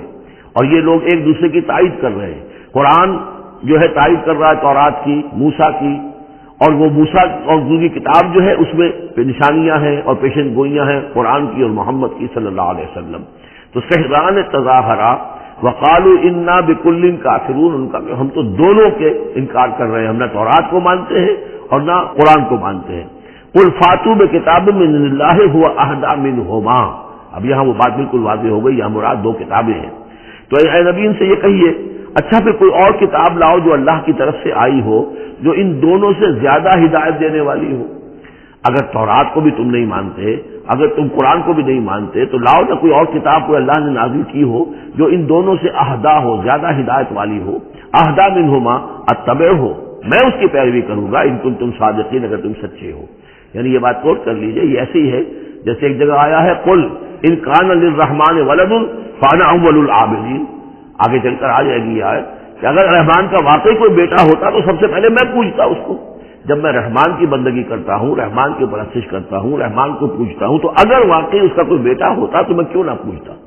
اسی طریقے سے اگر کوئی اور کتاب ہوتی تورات اور قرآن سے بڑھ کر ہدایت دینے والی تو میں اس کی پیروی کروں گا. میرے اندر تو کوئی عصبیت نہیں ہے کہ کسی ایک ہی چیز کو لے کر میں بیٹھ رہا ہوں، جو بھی اللہ کی طرف سے ہدایت نامہ آئے. فَإِن لَّمْ يَسْتَجِيبُوا لَكَ، تو اے نبی اگر یہ لوگ پھر آپ کی بات کو قبول نہ کریں، آپ کی اس دلیل کو تسلیم نہ کریں، فَاعْلَمْ، تو جان لیجئے انما یتبعون اہواءہم، کہ یہ لوگ صرف پیروی کر رہے ہیں اپنی خواہشات کی. ومن اضل ممن اتبع ہواہ، اور اس شخص سے بڑھ کر گمراہ اور بھٹکا ہوا کون ہوگا جو اپنی خواہش نفس کی پیروی کر رہا ہو، بغیر ہدی من اللہ، بغیر اس کے کہ اس کے پاس اللہ کی طرف سے کوئی ہدایت نامہ ہو، اللہ کی طرف سے کوئی ہدایت اور رہنمائی ہو. ان اللہ لا یہدی القوم الظالمین، یقیناً اللہ تعالیٰ ایسے ظالم قوم کو ہدایت نہیں دیتا. وَلَقَدْ وَصَّلْنَا لَهُمُ الْقَوْلَ لَعَلَّهُمْ يَتَذَكَّرُونَ، اور ہم پے بپے بھیجتے رہے اپنے رسول اور ان کے لیے ان کی دعوت آتی رہی تاکہ یہ نصیحت اخذ کریں. اور یہاں وصلنا سے مراد خاص طور پر سہران تظاہرہ بھی ہو سکتا ہے کہ یہ ایک سلسلہ ہے، سلسلۃ الذہب ہے، جس کے اندر وصل ہے، یہ جڑے ہوئے ہیں. یہ تورات اور زبور اور انجیل اور قرآن یہ تو اصل میں ایک ہی سنہری زنجیر کی کڑیاں ہیں. وَلَقَدْ وَصَّلْنَا لَهُمُ الْقَوْلَ، ہم نے اپنی اس بات کو، اپنی ہدایت کو، اپنی وحی کو اس طریقے سے جوڑا ہے ایک زنجیر کی شکل میں تاکہ یہ لوگ اس سے نصیحت اخذ کریں. الذین آتیناہم الکتاب من قبلہ ہم بہ یؤمنون، اور جن لوگوں کو ہم نے اس سے پہلے قرآن سے پہلے کتاب دی تھی ان میں بھی وہ لوگ ہیں کہ جو اس پر ایمان رکھتے ہیں، جو دل سے مانتے ہیں کہ یہ اللہ کا کلام ہے. وَإِذَا يُتْلَىٰ عَلَيْهِمْ قَالُوا آمَنَّا بِهِ، اور جب انہیں یہ پڑھ کر سنایا جاتا ہے قرآن مجید وہ کہتے ہیں ہم اس پر ایمان لائے. إِنَّهُ الْحَقُّ مِن رَّبِّنَا، یقیناً یہ ہمارے رب کی طرف سے حق ہے. إِنَّا كُنَّا مِن قَبْلِهِ مُسْلِمِينَ، ہم تو اس سے پہلے ہی اسلام لا چکے ہیں، یعنی ہم تو اس بات کو پہلے ہی تسلیم کر چکے ہیں. اولئک یؤتون اجرہم مرتین، یہ وہ لوگ ہیں جنہیں ان کا اجر دیا جائے گا دوہرا، 2 مرتبہ. یعنی یہ کہ وہ سابقہ امت میں سے تھے، وہ بنی اسرائیل میں سے تھے یا نصارہ میں سے تھے، انجیل کو مانتے تھے، تورات کو مانتے تھے، اب انہوں نے قرآن کو بھی تسلیم کر لیا تو گویا کہ انہیں دوہرا اجر ملے گا. اولئک یؤتون اجرہم، ان کو دیا جائے گا ان کا اجر مرتین بما صبروا، ان کے صبر کے عوض ان کو دوہرا اجر ملے گا. وَيَدْرَؤُونَ بِالْحَسَنَةِ السَّيِّئَةَ، اور ان کا طریقہ یہ ہے کہ وہ دفع کرتے ہیں اچھائی کے ذریعے سے برائی کو، مما رزقناہم ينفقون، اور جو کچھ ہم نے انہیں دیا اس میں سے خرچ کرتے ہیں. وَإِذَا سَمِعُوا اللَّغْوَ أَعْرَضُوا عَنْهُ وَقَالُوا لَنَا أَعْمَالُنَا وَلَكُمْ أَعْمَالُكُمْ، اور جب انہوں نے سنی لغو باتیں تو انہوں نے کہا، انہوں نے اعراض کیا اور کہا ہمارے لیے ہمارے اعمال ہیں اور تمہارے لیے تمہارے اعمال ہیں. اس کے پس منظر میں ایک واقعہ ہے. یہ آپ کو معلوم ہے کہ جو پہلی ہجرت ہوئی تھی تو وہ ابیسینیا کی طرف تھی، حبشہ کی طرف تھی، تو وہاں کچھ لوگ ایمان لے آئے تھے اور کچھ عرصے کے بعد وہاں سے ایک وفد آیا ہے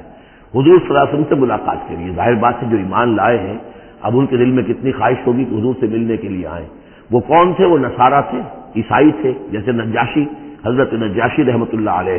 ہم انہیں صحابی نہیں مان سکتے اس لیے کہ حضور سے ملاقات نہیں ہوئی، لیکن تابعی تو ماننا پڑے گا کہ حضور کے صحابہ کو انہوں نے دیکھا ہے.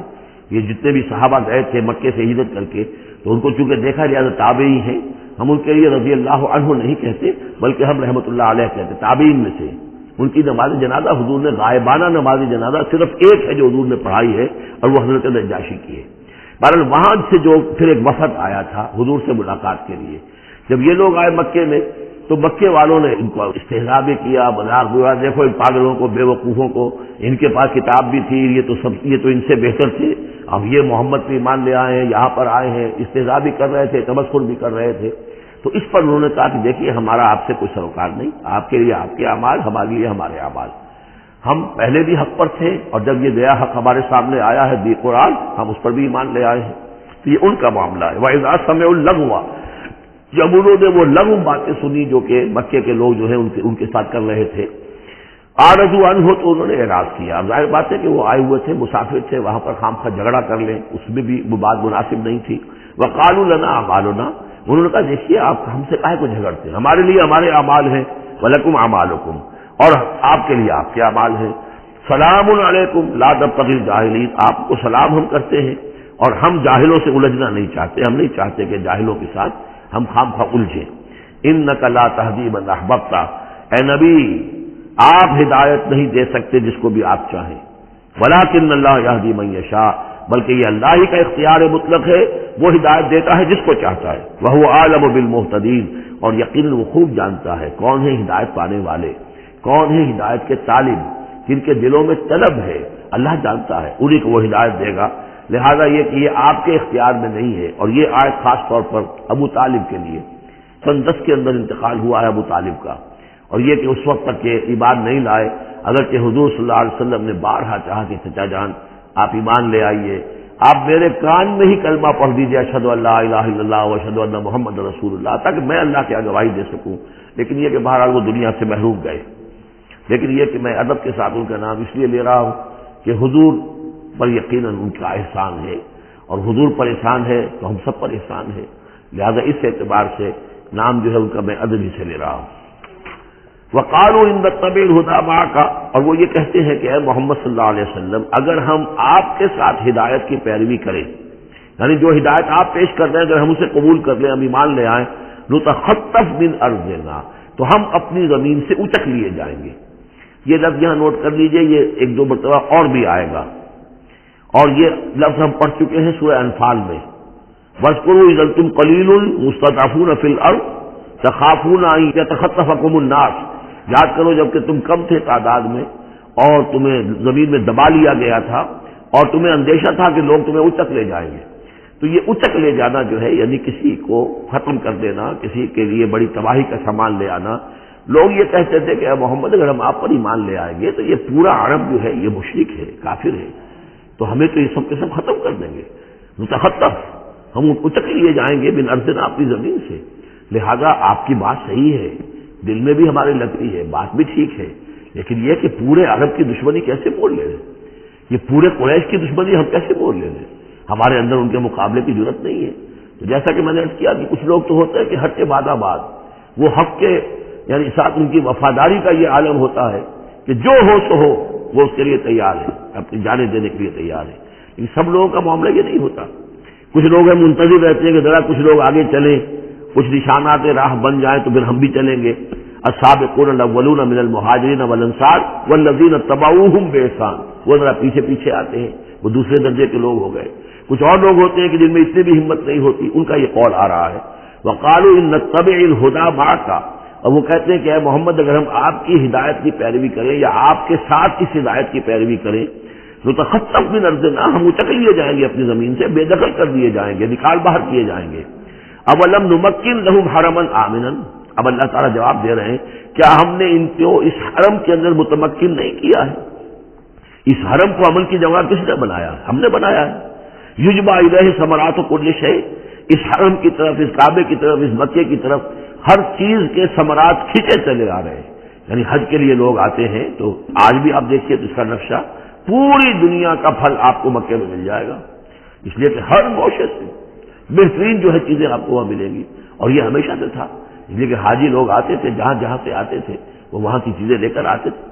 تو ہم نے اس حرم کی سرزمین کو تمہارے لیے امن کی جگہ بنایا، تمہیں یہاں پر ہم نے جگہ دی، تمہیں ہم نے یہاں پر تمکن عطا کیا، اس کی طرف تمام چیزوں کے ثمرات اور پھل اور میوے جو ہیں وہ کھینچے چلے آ رہے ہیں۔ رزقا من لدنا، یہ خاص رزق ہے ہماری طرف سے، اس لیے کہ ہمارے بندے ابراہیم نے اس کی دعا کی تھی کہ پروردگار میں نے اپنی نسل کو یہاں آباد کیا ہے، ربنا انی اسکنت من ذریتی بواد غیر ذی زرع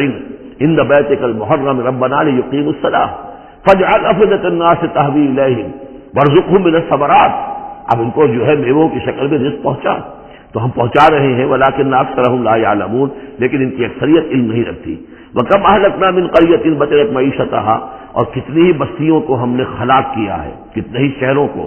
کہ جس کی معیشت جو ہے وہ بڑی اتراتی تھی اپنی معیشت پر، ہماری تجارت، ہمارا یہاں کا معاملہ، ہمارا یہاں کا معاشی نظام بڑا مستحکم ہے، ان کو اندر بڑی اس کے اندر جو ہے گھمنڈ پیدا ہو گیا تھا، لیکن یہ کہ پھر وہ بستیاں ہلاک ہو کر رہ گئی۔ فَتِلْكَ مَسَاكِنُهُمْ لَمْ تُسْكَنْ مِنْ بَعْدِهِمْ إِلَّا قَلِيلًا، تو دیکھ لو اب ان کے مسکن، ان کے کھنڈرات موجود ہیں کہ ان کے بعد اس میں رہنے والے نہیں ہوئے ان میں رہنے والے اس کے بعد مگر بہت تھوڑے سے۔ وَقُلْنَا نَحْنُ الْوَارِثِينَ، اور ہم ہی ہوئے وارث، پوری زمین کے وارث تو ہم ہی ہیں۔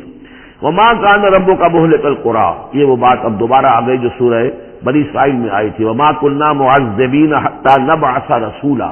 ہم اس عذاب نہیں بھیجتے رہے ہیں جب تک کہ رسول کی بعثت نہ کر دیں، رسول آئے حق کا حق ہونا واضح کر دے، حق کو مبرہن کر دے، حجت قائم کر دے، پھر عذاب آتا تھا، اگر اس کے باوجود وہ قوم اپنے کفر پر اڑی رہتی تھی۔ وَمَا كَانَ رَبُّكَ مُهْلِكَ الْقُرَىٰ، اور نہیں ہے آپ کا پروردگار ایسا کہ وہ بستیوں کو غارت کر دے اور برباد کر دے، حتیٰ یبعث فی امہا رسولا، یہاں اب اس لفظ کا اضافہ ہو گیا، جب تک کہ ان بستیوں کی مرکزی بستی میں کسی رسول کو نہ بھیج دے۔ اس لیے کہ ظاہر بات ہے کہ ایک ایک گاؤں، ایک ایک بستی، ایک ایک شہر میں تو ممکن نہیں ہے، ہر ملک جو ہے اس کا ایک دائرہ ہوتا ہے، اور اس دائرے کے اندر جو ہے ایک شہر جو بڑا مرکزی اہمیت کا حامل ہوتا ہے، تو اس امہا جو اس کا مرکزی شہر ہو، اس کے اندر جب تک ہم رسول نہ بھیج دیں، اور رسول کیا کرتا تھا، یتلو علیہم آیاتنا، جو تلاوت کرتا تھا، سناتا تھا انہیں ہماری آیات، وما كنا مهلك القرى الا واهلها ظالمون، اور ہرگز ہم نہیں تھے بستیوں کو ہلاک کرنے والے مگر اس بنا پر کہ اس کے رہنے والے، اس میں جو آباد تھے وہ ظالم تھے، گناہگار تھے، مشرک تھے اور کافر تھے۔ وما اوتیتم من شیء فمتاع الحیات الدنیا، تو جو بھی کچھ تمہیں دیا گیا ہے، جو بھی ساز و سامان تمہیں ملا ہے، جو بھی کچھ ملا ہے، وہ اس دنیا کی زندگی کا سامان ہے، برتنے کی چیزیں ہیں، وزینتھا، اور اس کی زینت ہے۔ یہ دنیا کی زندگی بھی عارضی ہے اور یہ سامان بھی عارضی ہے۔ وما عند اللہ خیر وابقیٰ، اور جان لو کہ جو اللہ کے پاس ہے وہ یقیناً بہت بہتر ہے اور باقی رہنے والا ہے، جس کو دوام ہے۔ افلا تعقلون، تو کیا تم عقل سے کام نہیں لیتے؟ افمن وعدناہ وعدا حسنا فهو لاقیہ، کیا بھلا وہ شخص جس سے کہ ہم نے اچھا وعدہ کیا ہے، جس سے کہ اس کی ملاقات ہوگی، اس کو اپنا وہ وعدہ مل جائے گا، اللہ نے جن جن چیزوں کا وعدہ کیا ہے اللہ تعالیٰ اس کو وہ چیزیں دے گا اور پہنچا دے گا۔ کمم متعناہ متاع الحیات الدنیا، کیا وہ اس جیسا ہو جائے گا جس سے ہم نے دنیا کی زندگی کا ساز و سامان دے دیا؟ ثم ہوا یوم القیامت من المحضرین، پھر وہ قیامت کے دن گرفتار ہو کر آ جائے۔ تو ایک وہ آدمی ہے کہ جو اللہ تعالیٰ کی رحمت کے سائے میں ہوں گے قیامت میں اور آخرت میں، اور ایک یہ کہ دنیا میں تو کچھ مزے کر لیے ہیں، کچھ چھرے اڑا لیے ہیں، عیش کر لیے ہیں، کوئی وہ چلت پھرت ان کی ہو گئی ہے، ان کی شہرتیں بھی ہو گئیں اور ان کے پاس کچھ عارضی طور پر کچھ اختیارات بھی آ گئے، لیکن پھر قیامت کے دن جو ہے وہ گرفتار ہو کر لائے جائیں گے بیڑیاں پہنائے ہوئے۔ وَيَوْمَ يُنَادِيهِمْ فَيَقُولُ أَيْنَ شُرَكَائِيَ الَّذِينَ كُنتُمْ تَزْعُمُونَ، اور جس دن کہ اللہ انہیں پکارے گا اور کہے گا کہ کہاں ہیں میرے وہ شرکاء جن کا کہ تمہیں زوم ہو گیا تھا، تمہیں گمان ہو گیا تھا، جن کے بارے میں تم سمجھتے تھے کہ وہ میرے شریک ہیں۔ قال الذين حق عليهم القول، تو وہ لوگ کہ جن کے جو عذاب کے قول کے مستحق ہو چکے، عذاب کے فیصلے کے مستحق ہو چکے، وہ کہیں گے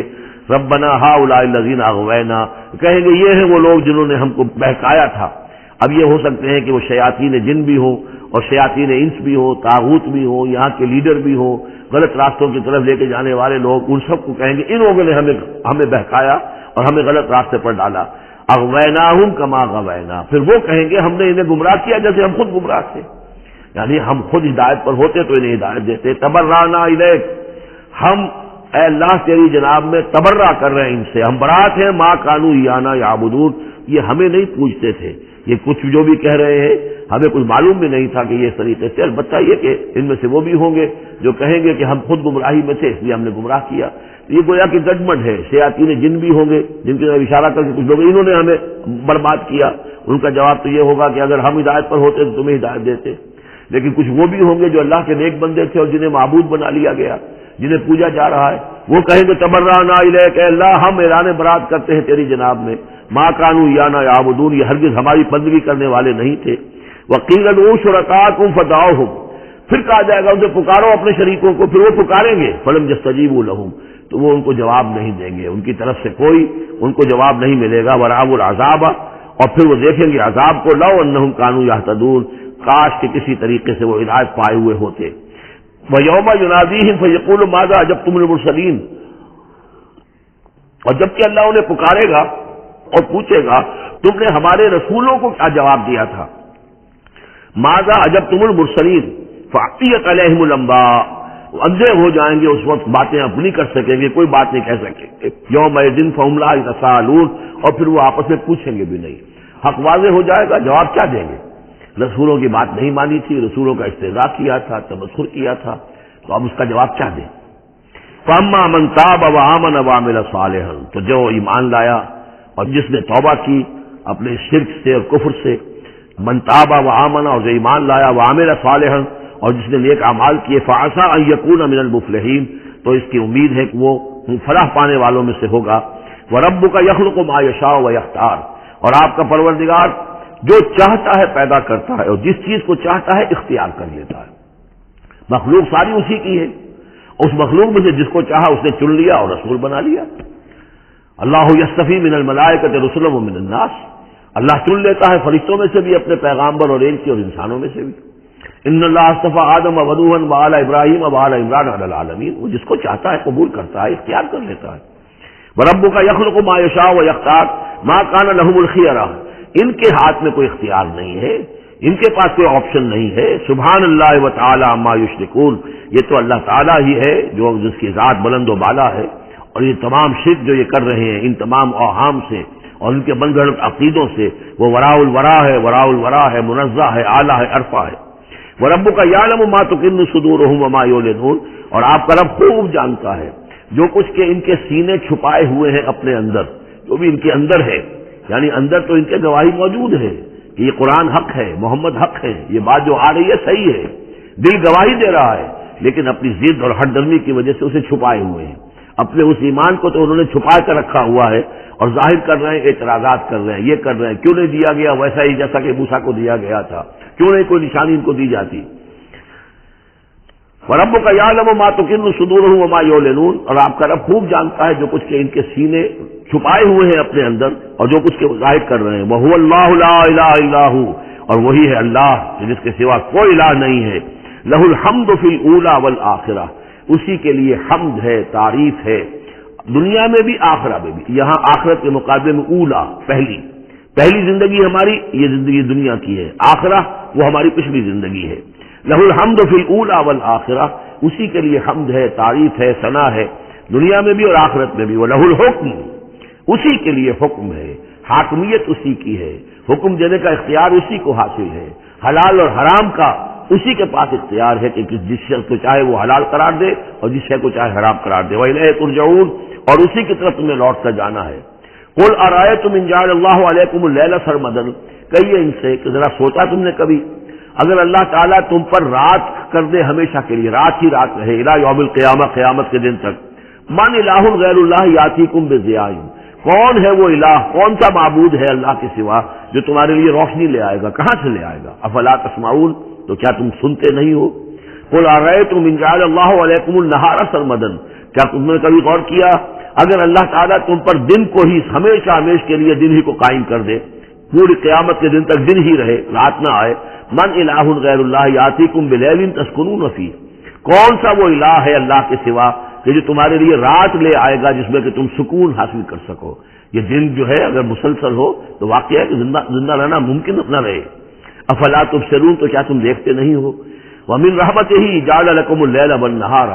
یہ اس کی رحمت میں سے ہے، اس کی رحمت کے آثار میں سے ہے، اس کی رحمت کے مظاہر میں سے ہے کہ اس نے تمہارے لیے رات اور دن کو بنا دیا ہے، لتسکنوا فیہ، تاکہ رات میں تو تم سکون حاصل کرو، ولتبتغوا من فضلہ، اور دن میں تم اس کا فضل تلاش کرو، ولعلکم تشکرون، اور تاکہ تم شکر کرو۔ وَيَوْمَ يُنَادِيهِمْ فَيَقُولُ أَيْنَ شُرَكَائِيَ الَّذِينَ كُنتُمْ تَزْعُمُونَ، اور پھر دوبارہ کہا جس دن کہ وہ انہیں پکارے گا اور کہے گا کہ کہاں ہیں میرے وہ شریک جن کو کہ تم سمجھتے تھے کہ یہ میرے شریک ہیں۔ وَنَزَعْنَا مِنْ كُلِّ أُمَّةٍ شَهِيدًا، اور ہم ہر امت میں سے ایک گواہ کو نکال کر کھڑا کریں گے۔ وہی مضمون جو کئی دفعہ آ چکا ہے، سورہ نحل میں آیا 2 دفعہ، سورہ نساء میں سب سے زیادہ شاندار الفاظ میں وَكَيْفَ إِذَا جِئْنَا مِنْ كُلِّ أُمَّةٍ بِشَهِيدٍ وَجِئْنَا بِكَ عَلَىٰ هَٰؤُلَاءِ شَهِيدًا، ہر امت میں جو بھی رسول آیا تھا اس کو پہلے کھڑا کریں گے نکال کر، کیونکہ وہ پروزیکیوشن وٹنس ہوگا، وہ ہوگا جو پروزیکیوٹ کرے گا اللہ کی عدالت میں، پہلے یہ وہ ٹیسٹیفائی کرے گا اللہ تیری ہدایت جو آئی تھی میں نے پہنچا دی تھی۔ فَنَزَعْنَا مِنْ كُلِّ أُمَّةٍ شَهِيدًا فَقُلْنَا هَاتُوا بُرْهَانَكُمْ فَاعْلِمُوا أَنَّ الْحَقَّ لِلَّهِ وَضَلَّ عَنْهُم مَّا كَانُوا يَفْتَرُونَ، اس وقت کہا جائے گا اب لاؤ تمہاری دلیل کیا ہے، تمہارا عذر کیا ہے،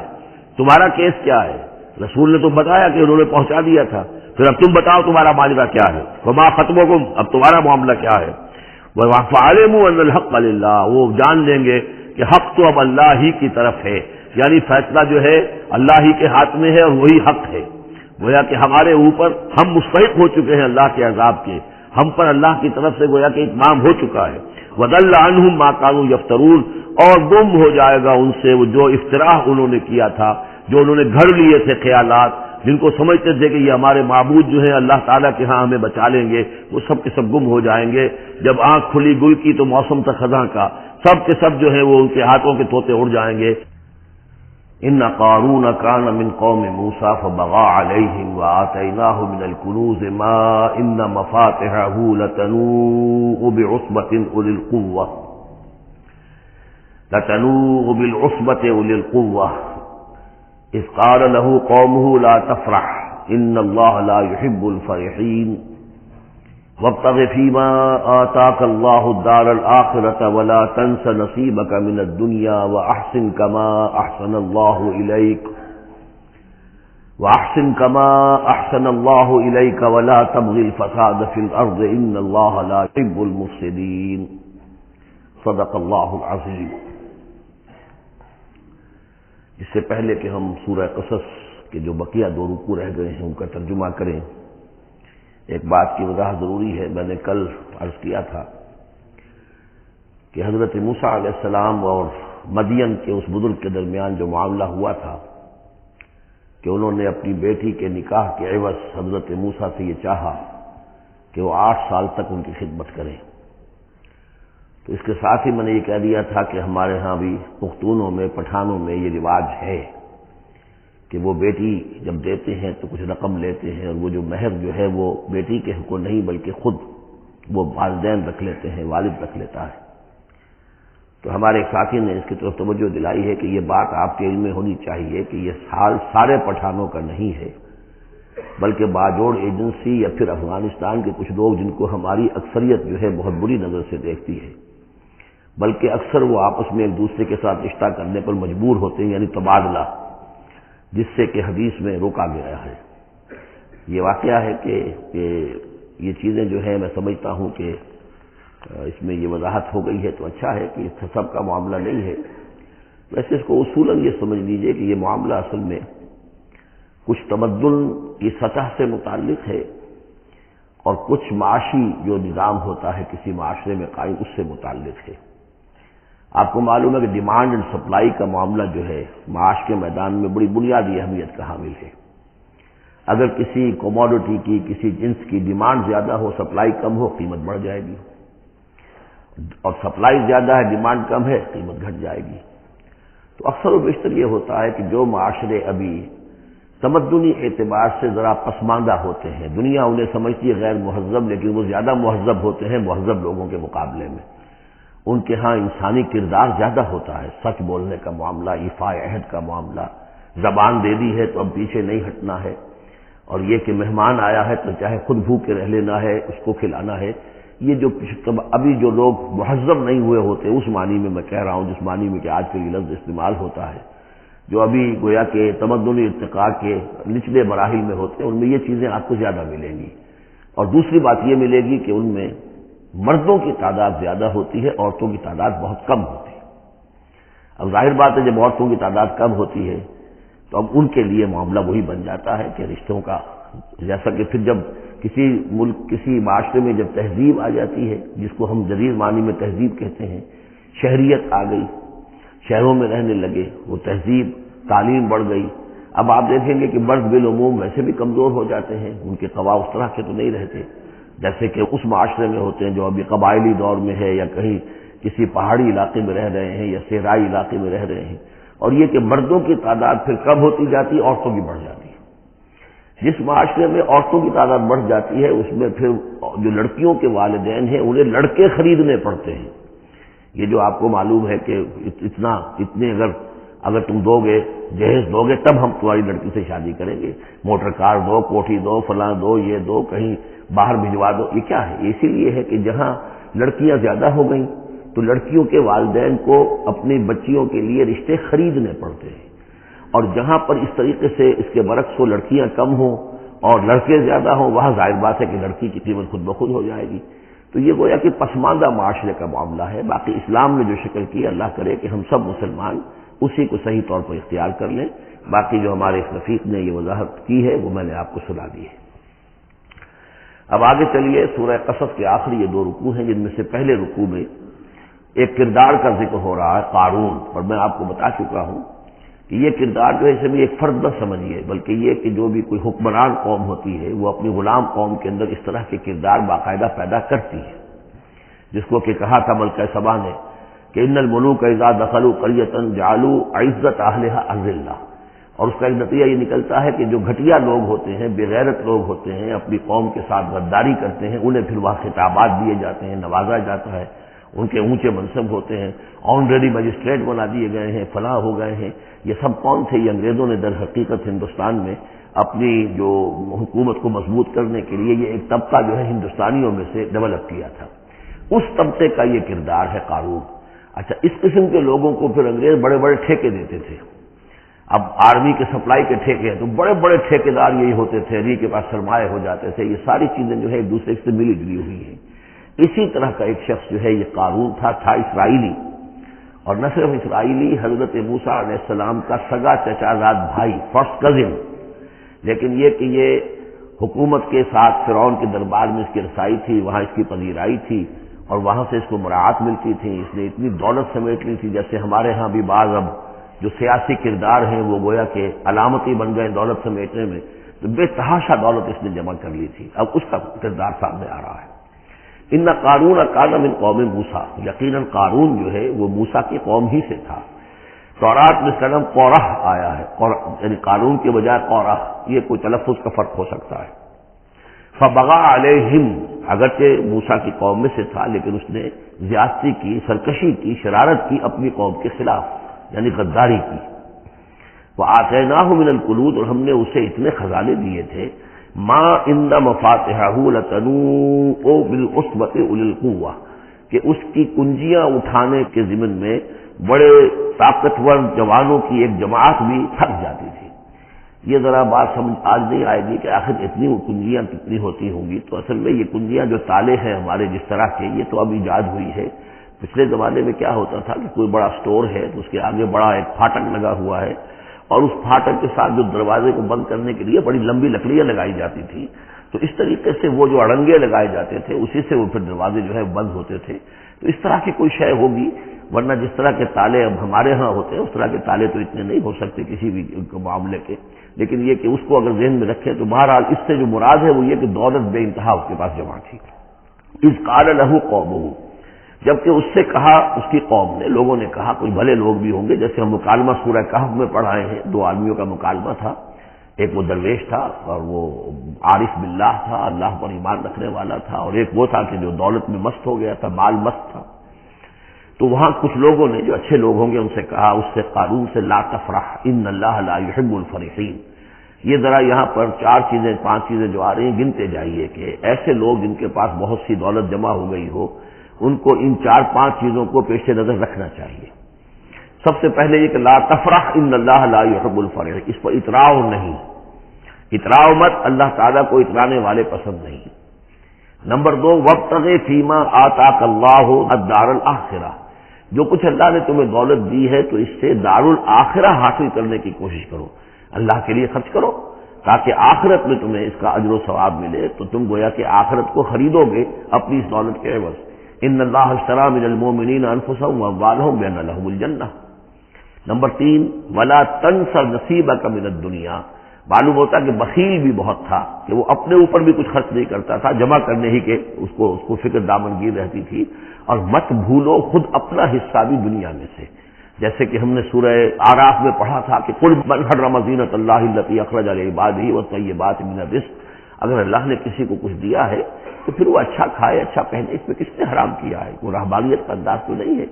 اور یہ بھی ہم پڑھ چکے ہیں سورہ الفرقان میں کہ وہ اللہ کے جو نیک بندے ہیں عباد الرحمن، ان کے اوصاف میں سے ہے والذین اذا انفقوا لم یسرفوا ولم یقتروا،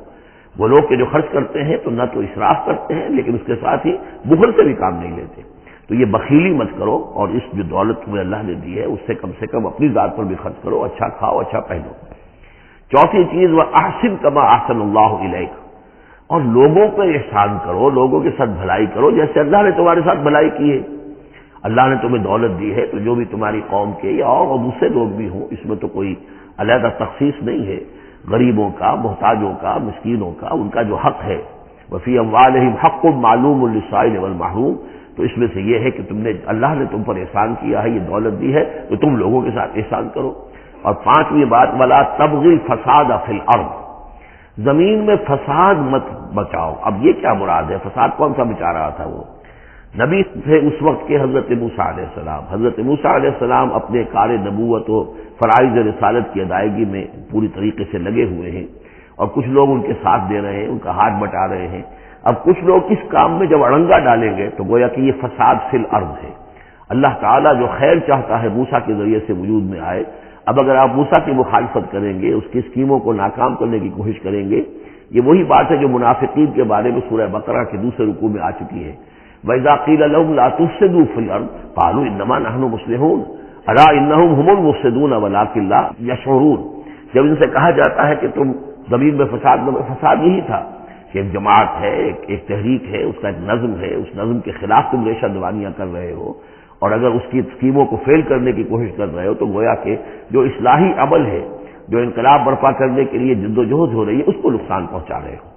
ان اللہ لا يحب المفسدین، اللہ کو ایسے مفسد پسند نہیں ہے۔ تو یہ 5 چیزیں گن لیجئے۔ نمبر 1 لا تفرح ان اللہ لا يحب الفرحین۔ نمبر 2 وابتغ فیما آتاک اللہ الدار الآخرہ، جو کچھ اللہ نے دیا ہے اس سے آخرت کا گھر حاصل کرنے کی کوشش کرو، یعنی انفاق فی سبیل اللہ کی راہ میں خرچ کرنا۔ نمبر 3 ولا تنس نصیبک من الدنیا، خود دنیا سے بھی تم بھی اپنا حصہ حاصل کرو، اچھا کھاؤ اچھا پہنو۔ وہ احسن کما احسن اللہ الیک، اور خلق خدا پر بھی احسان کرو جیسے کہ اللہ نے تم پر احسان کیا ہے۔ اور نمبر 5 ولا تبغ الفساد فی الارض، دین کے لیے، اللہ کی توحید کے لیے، اللہ کے دین کے لیے جو جد و جہد ہو رہی ہے اس کو تقویت پہنچاؤ، نہ یہ کہ اس کے اندر تم خلل پیدا کرنے کی کوشش کر رہے ہو۔ اعلی انما اوتیتہ علی علم عندی، اس نے کہا کہ یہ دولت جو ہے تم سمجھتے ہو مجھے اللہ نے دی ہے، یہ تو مجھے دی گئی ہے میرے علم کی بنیاد پر، میرے اندر علم ہے، فہم ہے، سمجھ ہے، میری پلاننگ ہے، اس کے نتیجے میں نے دولت کمائی ہے۔ یہ ہے در حقیقت ایک مادہ پرست انسان کا، جو ایک زر پرست اور مادہ پرست انسان جو ہے وہ سمجھتا ہے میری صلاحیت، میں نے بر وقت اندازہ کر لیا تھا کہ اب مارکیٹ میں اس چیز کی ڈیمانڈ پیدا ہوگی اور میں نے اس کے لیے بندوبست کیا، تو اب مجھے بارے نیارے ہو گئے ہیں، تو یہ میری ذہانت ہے، میں نے اندازہ کر لیا کہ اب یہ جو ہے اتار چڑھاؤ جو ہے بازار میں آنے والا ہے، اسی کے حساب سے میں نے کچھ خرید و فروخت کی ہے تو مجھے دولت مل گئی ہے۔ تو اوتیتہ علی علم عندی، میرے پاس علم ہے، اس کی بدولت مجھے یہ سب کچھ دیا گیا ہے، مجھے یہ ملا ہے، میں نے کمایا ہے۔ اولم یعلم، کیا وہ جانتا نہیں کہ ان اللہ قد اہلک من قبلہ من القرون، کہ اللہ تعالیٰ نے اس سے پہلے بہت سی قوموں کو ہلاک کیا، من ہوا اشد منہ قوۃ، جو اس سے کہیں بڑھ کر تھی طاقت میں بھی، وہ اکثر و جمع، اور جن کے پاس مال و اسباب دنیاوی اور دولت کے انبار بھی ان سے زیادہ جمع تھے۔ ولا یسأل عن ذنوبہم المجرمون، اور اللہ تعالیٰ کو اس کی ضرورت پیش نہیں آئے گی کہ مجرموں سے ان کے جرم پوچھے، یعنی اللہ تعالیٰ کے پاس تو پورا حساب کتاب موجود ہے، اعمال نامے موجود ہیں، اسے کسی سے پوچھنے کی ضرورت نہیں ہوگی کہ تم کیا جرائم کر کے آئے ہو۔ تو یہ تو گویا کہ از خود اللہ کے علم میں ہے، اور اثر من الشمس ہوگا، یہی بات سورہ رحمان میں آئے گی، فَيَوْمَئِذٍ لَا يُسْأَلُ عَنْ ذَنبِهِ إِنسٌ وَلَا جَانٌ، کسی بھی انسان سے اور کسی بھی جن سے پوچھنے کی ضرورت نہیں ہوگی، بلکہ یہ کہ در حقیقت ان کے تو ماتھے پر لکھا ہوا ہوگا، یعرف المجرمون بسیماہم فیؤخذ بالنواصی والاقدام، مجرم تو اپنے پیشانیوں سے پہچان لیے جائیں گے، اور یہ کہ پھر ان کو سر کے بالوں سے اور ادھر سے قدموں سے دو طرف سے پکڑ کر، ادھر سے سر کے بال اور ادھر سے پاؤں پکڑ کر اور ٹاس کر دیا جائے گا جہنم کے اندر۔ تو قال انما اوتیتہ علی علم عندی اولم یعلم ان اللہ قد اہلک من قبلہ من القرون من هو اشد منہ قوۃ واکثر جمعا ولا یسأل عن ذنوبہم المجرمون فخرج علی قومہ فی زینتہ۔ اب ایک دن ایسا ہوا کہ وہ نکلا اپنے پورے ٹھاٹ باٹ کا اظہار کرتے ہوئے، خدم و حشم کو لیے ہوئے، بیش قیمت کپڑے اور خلعتیں پہنی ہوئی، اور سواری کے اوپر اپنی دولت کا بھی مظاہرہ کرتے ہوئے۔ قال الذین یریدون الحیاۃ الدنیا، تو اب جو اس معاشرے میں وہ لوگ تھے کہ جن کی نگاہوں میں، خود ان کی اپنی نگاہوں میں بھی دنیا کی زندگی کھبی ہوئی تھی، اور جو چاہتے تھے، طالب تھے دنیا ہی کے،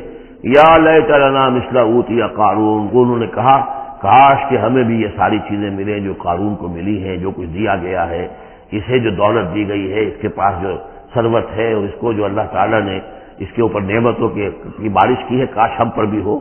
انہ لذو حظ عظیم، یہ تو بہت ہی نصیب والا ہے، بہت خوش قسمت انسان ہے یہ قارون، کتنا اس کی جو ہے سمجھیے کہ خوش بخت انسان ہے کہ اس پر اللہ کی اتنی نظر کرم ہے اور اتنی دولت اس نے کمائی ہے۔ ظاہر بات ہے کہ دولت مندوں کی دولت نظر آتی ہے، یہ لوگوں کو پتہ نہیں ہوتا یہ کمایا انہوں نے کس طور سے ہے۔ وقال الذین اوتوا العلم، اور کہا ان لوگوں نے کہ جنہیں علم دیا گیا تھا، جو صاحب علم و فہم تھے، جنہیں معلوم تھا اصل حقیقت، انہوں نے کہا ویلکم، تمہارے لیے خرابی ہے، ثواب اللہ خیر لمن آمن وعمل صالحا، جو شخص ایمان لائے اور نیک عمل کرے اسے جو ثواب اللہ کی طرف سے ملنے والا ہے وہ اس سے کہیں بڑھ کر ہے۔ تم حسرت کے ساتھ اس کی دولت کو دیکھ رہے ہو، اس کے ٹھاٹ باٹ کو دیکھ رہے ہو، اس کی شان و شوکت کو دیکھ رہے ہو، اور تمہیں حسرت کا احساس ہو رہا ہے۔ اگر تم واقعتاً ایمان اور عمل صالح کی شرائط پوری کرو تو جو کچھ اللہ تعالیٰ تمہیں دے گا خود اس دنیا میں بھی، سورہ نور میں ہم پڑھ چکے ہیں، لَيَسْتَخْلِفَنَّهُمْ فِي الْأَرْضِ، حکومت ان کو دے گا، خلافت ان کی قائم کرے گا جو ایمان اور عمل صالح کا حق ادا کر دے۔ پھر آخرت میں جو ثواب ملنا ہے، ظاہر بات ہے کہ اس کا تو کوئی تصور بھی تم نہیں کر سکتے۔ وَلَا يُلَقَّاهَا إِلَّا الصَّابِرُونَ، لیکن وہ جو صبر ہے، وہ جو اجر و ثواب ہے آخرت کا، وہ انہی لوگوں کو حاصل ہو سکے گا کہ جو صبر کرنے والے ہوں۔ اس دنیا میں وہ جیسے بھی ہو ضروریات پوری ہو جائیں، بس اس سے زیادہ کی حوث نہ رکھیں، ایسا نہ ہو کہ کسی کے سامنے ہاتھ پھیلانا پڑے۔ حضور کی حدیث ہے ما قل و کفا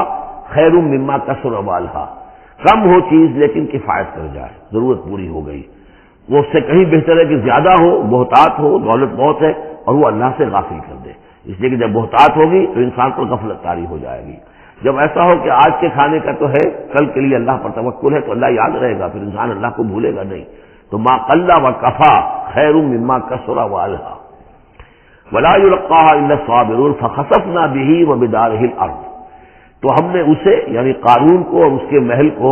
ہم نے دھسا دیا زمین میں، اللہ تعالیٰ کی طرف سے عذاب خسف کا آیا اس پر۔ فما كان له من فئة ينصرونه، تو اس کے نہ تو کوئی ایسا لاؤ لشکر رہا کہ جو اس کی مدد کرتا من دون اللہ، اللہ کے مقابلے میں، وما كان من المنتصرین، نہ خود وہ اس قابل تھا کہ کوئی انتقام لے سکتا اللہ سے، معاذ اللہ۔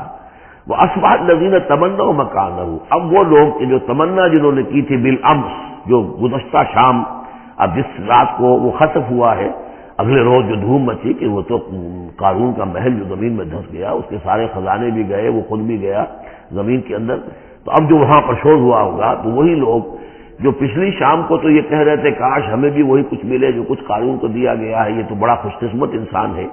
وَأَصْبَحَ الَّذِينَ تَمَنَّوْا مَكَانَهُ، جنہوں نے یہ چاہتا کہ وہی مقام و مرتبہ اور وہی چیزیں انہیں بھی مل جائیں،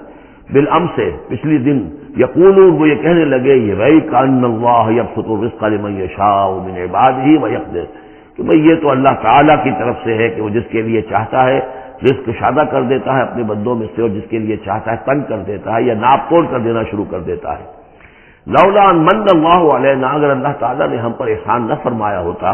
لخسف بنا، تو ہم بھی اسی طریقے سے خسف کر دیے گئے ہوتے، یعنی ہم تو کہہ رہے تھے کہ ہم بھی اس جیسے ہو جائیں، ہمیں بھی اس کی سی دولت مل جائے، لیکن اس کی دولت کا جو انجام آج ہماری نگاہوں کے سامنے آیا ہے، لولا ان من اللہ، اگر اللہ تعالیٰ نے ہم پر یہ احسان نہ کیا ہوتا کہ ہمارے پاس وہ دولت نہیں تھی، لخسف بنا، تو ہم کو بھی اسی طریقے سے زمین میں دھسا دیا گیا ہوتا۔ وَكَأَنَّهُ لَا يُفْلِحُ الْكَافِرُونَ، خرابی، لیکن یہ جان لو کہ کافر لوگ فلاح نہیں پائیں گے، بڑی خرابی ہے، بڑی ہلاکت ہے، اور کافر لوگ جو ہے وہ فلاح نہیں پائیں گے۔ تو یہ کردار ہے قارون کا۔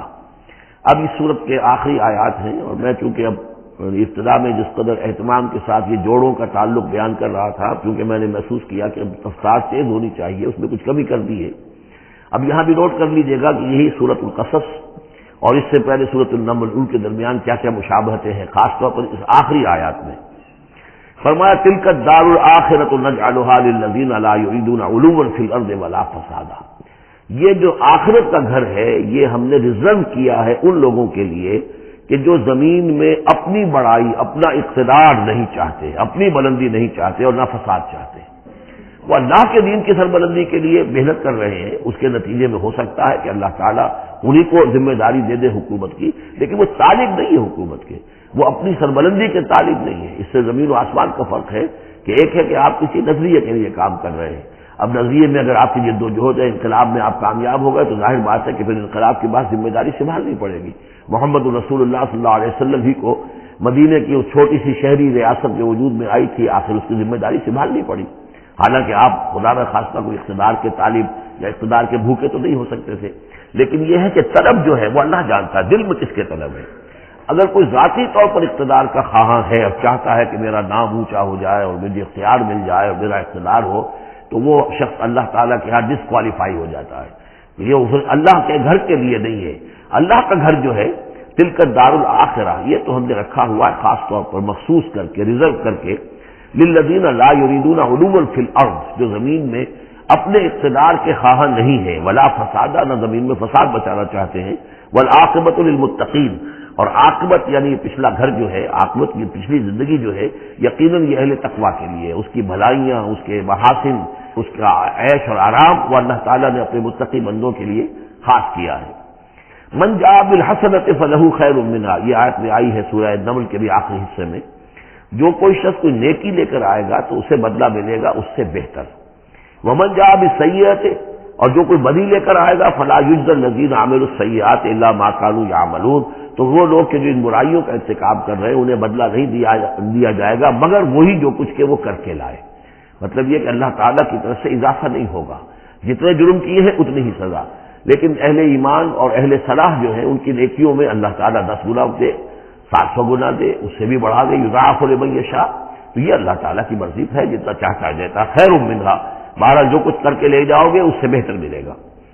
لا یجزی الذین عملوا السیئات الا ما كانوا یعملون، انہیں وہی کچھ ملے گا جو کچھ کہ وہ عمل کر کے لائے تھے. ان الذی فرض علیک القرآن لرادک الی معاد. سورہ نمل میں آیا تھا کہ مجھے وَأُمِرْتُ أَنْ أَتْلُوَ الْقُرْآنَ، مجھے تو حکم دیا گیا میں قرآن سناتا رہوں، قرآن پڑھ کر تمہارے سامنے، قرآن کے ذریعے سے انذار اور تبشیر اور قرآن کی تبلیغ اور قرآن کے ذریعے سے تذکیر اور قرآن کے ذریعے سے تمہارے جو نفسیاتی اور روحانی روگ ہیں ان کی شفا کے لیے میں کوشش کرتا رہوں. میرا کام تو یہ ہے. ان اتلو القرآن، مجھے حکم دیا گیا میں قرآن کی تلاوت کرتا رہوں، تلاوت پڑھ کر قرآن کو میں سناتا رہوں. اب یہاں اسی کو تعبیر کیا ان الذی فرض علیک القرآن، اے نبی جس ہستی نے آپ پر اس قرآن کی ذمہ داری ڈال دی ہے، اس کی تبلیغ آپ کے لیے فرض تھی. جیسے کہ ہم سورہ مائدہ میں آج پڑھا ہے، یا ایھا الرسول بلغ ما انزل الیک من ربک وان لم تفعل فما بلغت رسالتہ. اس قرآن کی تبلیغ کرنا آپ پر فرض ہے. اور جیسا کہ میں آپ کو بتا چکا ہوں، پھر آپ نے امت کے حوالے کر دی کہ اب امت کے فرض ہے. فَلْيُبَلِّغِ الشَّاهِدُ الْغَائِبَ، فَلْيُبَلِّغ یہ فعل امر ہے، اب لازم ہے کہ وہ پہنچائیں جو یہاں ہے ان کو، جو یہاں نہیں ہے. اس طریقے سے یوں سمجھیے کہ ایک سلسلہ جو ہے وہ شروع کر دیا گیا. لیکن یہاں فرمایا جا رہا ہے نبی ان الذی فرض علیک القرآن، جس ہستی نے آپ پر یہ قرآن فرض کیا ہے، جس ہستی نے آپ پر قرآن کی ذمہ داری عائد کی ہے. یہی ذمہ داری اصل میں پھر جو ہم میں سے ہر ایک پر آتی ہے وہی ہے جو میرے کتابچے میں نے وضاحت کے ساتھ بیان کی ہے کہ وہ 5 ذمہ داریاں ہیں.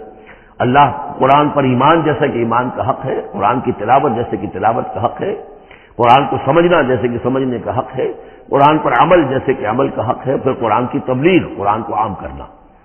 ان الذی فرض علیک القرآن رادک الی معاد، وہ یقین آپ کو لوٹا لے جائے گی وہ ہستی، وہ اللہ جس نے آپ پر یہ قرآن کی ذمہ داری ڈالی ہے، تبلیغ قرآن کا فریضہ آپ کے کاندھوں پر رکھا ہے، وہ یقیناً آپ کو پہنچائے گا بہت اچھی جگہ لوٹنے کی. معاد عاد یعود سے اس میں ظرف ہے، لوٹنے کی جگہ. اب معاد سے مراد آخرت عام طور پر ہے. ایمان بالرسالت، ایمان باللہ، ایمان بالمعاد، ایمان بالآخرہ کو ایمان بالمعاد بھی کہا جاتا ہے. لیکن اس کے بارے میں بعض روایات ایسی ملتی ہیں کہ اس کا شان نزول یہ ہے کہ حضور صلی اللہ علیہ وسلم جب ہجرت کے سفر پر نکلے ہیں مکے سے، تو جو عام راستہ تھا اس سے ہٹ کر آپ نے، چونکہ اندیشہ تھا اور واقعہ تھا کہ تعاقب ہو رہا تھا، تلاش کیا جا رہا تھا، 3 دن رات تو آپ غار ثور میں روپوش رہے. پھر آپ نے ایک بڑا ہی سخت راستہ اختیار کیا تھا کہ جو پہاڑی راستہ تھا جو گزر رہا تھا، جس پر کہ کوئی انسان جاتا نہیں تھا. لیکن کچھ آگے چل کر وہ راستہ جو ہے وہ پھر اس مین راستے سے جا کر مل گیا. یوں سمجھیے یہ راستہ جا رہا تھا مین کہ جو مکے سے مدینے کا تھا. حضور نے ایک اور راستہ اختیار کیا، لیکن کچھ عرصے کے بعد وہ راستہ جا کر اس راستے کے ساتھ مل گیا. جہاں ملا، اب آپ خود سوچئے کہ وہاں ایک ایسی سچویشن آ گئی کہ حضور ایک ٹی پر کھڑے ہوئے ہیں. اب داہنی طرف جاتے ہیں تو مدینہ ہے اور بائیں طرف جاتے ہیں تو مکہ ہے. اس وقت حضور کے دل میں ایک ہوک سی اٹھی ہے، اس لیے کہ جب آپ مکے سے روانہ ہوئے تھے تب بھی روایات میں آیا ہے کہ آپ کعبے سے لپٹ کر آپ نے یہ کہا تھا کہ اے بیت اللہ مجھے تجھ سے بڑی محبت ہے، لیکن میں کیا کروں، یہاں کے لوگ مجھے یہاں رہنے نہیں دے رہے. تو گویا کہ کعبے سے یہ جدائی تو آپ پر شاخ گزر رہی تھی. اب جب وہ آپ چند دن کا سفر کر کے اور چند دن وہ غار ثور میں روپوش ہونے کے بعد جب پہنچے ہیں، اب ایسی جگہ پہنچے کہ جہاں سے اگر دائنی طرف جاتے ہیں تو یہ مدینے کی طرف راستہ جانا تو آپ کو ادھر ہی ہے، لیکن سامنے وہ راستہ آ گیا کہ جو مکے کی طرف جا رہا، تو آپ کے دل میں خوب سی اٹھی. اس وقت اللہ تعالیٰ نے آپ کے اطمینان کے لیے یہ آیت نازل کی کہ آپ گھبرائیے نہیں، مکے میں ہم آپ کو لوٹا کے لے آئیں گے، آپ یہیں پہنچیں گے، بڑی شان سے پہنچیں گے. اس وقت تو آپ کو نکلنے کے لیے جو ہے روپوش بھی ہونا پڑا ہے، آپ کا تعاقب بھی ہو رہا ہے، پھر وقت آئے گا کہ آپ ایک فاتح کی حیثیت سے داخل ہوں گے. تو یہ بھی اس کی ایک روایت کیونکہ ہے تو یہ مفہوم بھی اس میں نکل سکتا ہے، لیکن عام طور پر یہ ہے، اس سے مراد میرے نزدیک یہی ہے کہ آپ کے لیے جیسے کہ سورۃ الضحیٰ میں کہا گیا ہے وَلَلْآخِرَةُ خَيْرٌ لَكَ مِنَ الْأُولَىٰ، اے نبی آپ کے لیے آخرت جو ہے اس دنیا سے کہیں بہتر ہے. لہذا آپ کے لیے تو یوں سمجھیے کہ جو اللہ لوٹا کر آپ کو لے جائے گا معاد میں، تو وہ معاد آپ کے لیے معادن، یہ گویا کہ یہ تفہیم کے لیے ہے نکرہ، بہت عمدہ جگہ لوٹانے کی، جس کے لیے یہ بھی کہا گیا یبعثک ربک مقام محمودا، وہاں پر جو آپ کو مقام ملنا ہے مقام محمود، اور جو جنت حضور کی ہوگی جس کا کیا تصور کوئی کر سکتا ہے، تو ادھر اشارہ ہے۔ ان الذی فرض علیک القرآن رادک الی معاد قل ربی اعلم من جاء بالہدی، کہہ دیجئے کہ میرا رب خوب جانتا ہے کہ کون ہدایت لے کر آیا، کون راہ کی سوجھ لے کر آیا، کون ہدایت لے کر آیا، ومن هو فی ضلال مبین، اور کون وہ ہے کہ جو کھلی گمراہی میں پڑا ہوا ہے۔ وما كنت ترجو ان یلقى الیک الکتاب،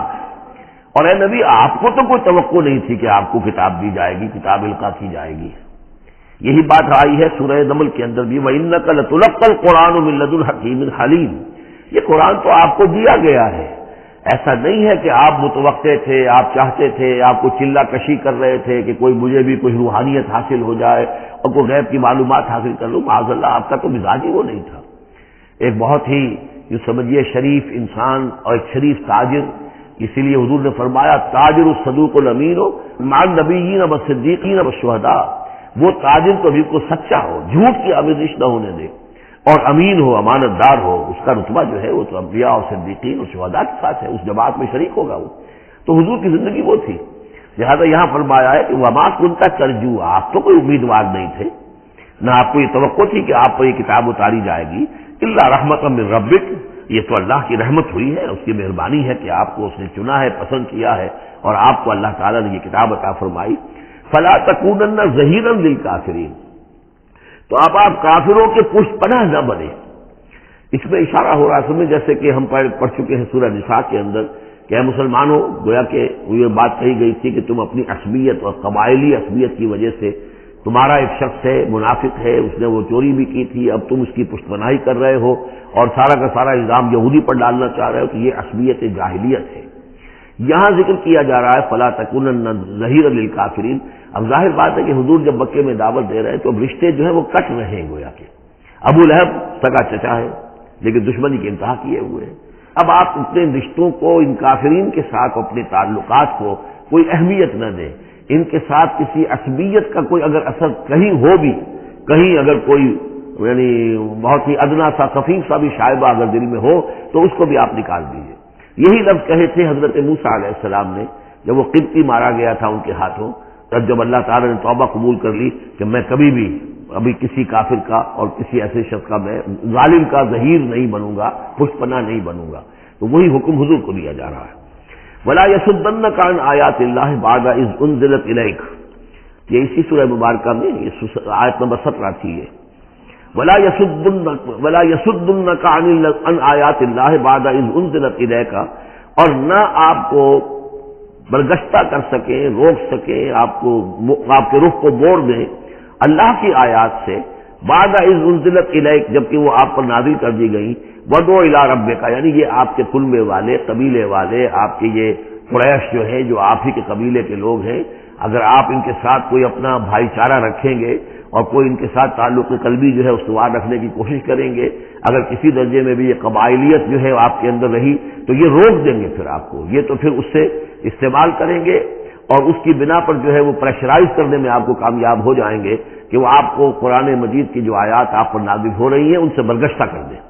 وَلَا يَصُدُّنَّكَ، اور نہ کرنے پائیں آپ کو برگشتہ اللہ کی آیات سے، بعد اذ انزلت الیک، اس کے بعد کہ وہ آپ پر نازل کر دی گئی ہیں، وَدْعُ إِلَىٰ رَبِّكَ، اور اپنے رب کی طرف دعوت دیتے رہیے، وَلَا تَكُونَنَّ مِنَ الْمُشْرِكِينَ، اور دیکھیے شرک سب سے گھناؤنا جرم ہے تو اس کا کوئی شائبہ بھی اپنے قریب بتانے دیجیے۔ وَلَا تَدْعُ مَعَ اللَّهِ إِلَٰهًا آخَرَ، جیسا کہ میں نے بار بار عرض کیا ہے،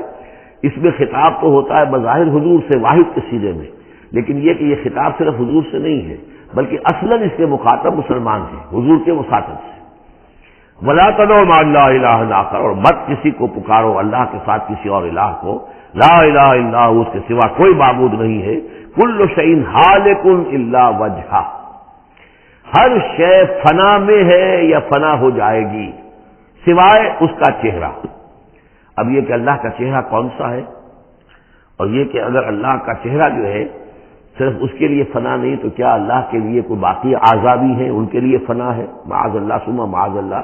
یہ آیات جیسا کہ میں نے عرض کیا کہ اللہ کی ذات سے متعلق ہوں، عالم برزخ سے متعلق ہوں، عالم غیب اور عالم آخرہ کی ان کے بارے میں بس جتنا کچھ بتا دیا ہے اس کے اوپر اکتفا کی جائے، اس سے آگے منطق کے حوالے سے اس کا جو ہے لازم اور ملزوم کے ایک ایک قدم بڑھاتے نہ جائیں، تو اس میں یہ ہے کہ انسان جو پھر غلط راستے پر پڑ جائے گا۔ العجز عن درک ذات ادراک، حضرت ابوبکر صدیق نے فرمایا تھا اللہ تعالیٰ کی ذات تو وہ ہے کہ جب انسان یہ سمجھ لے کہ میں اس کی ذات کو نہیں سمجھ سکتا،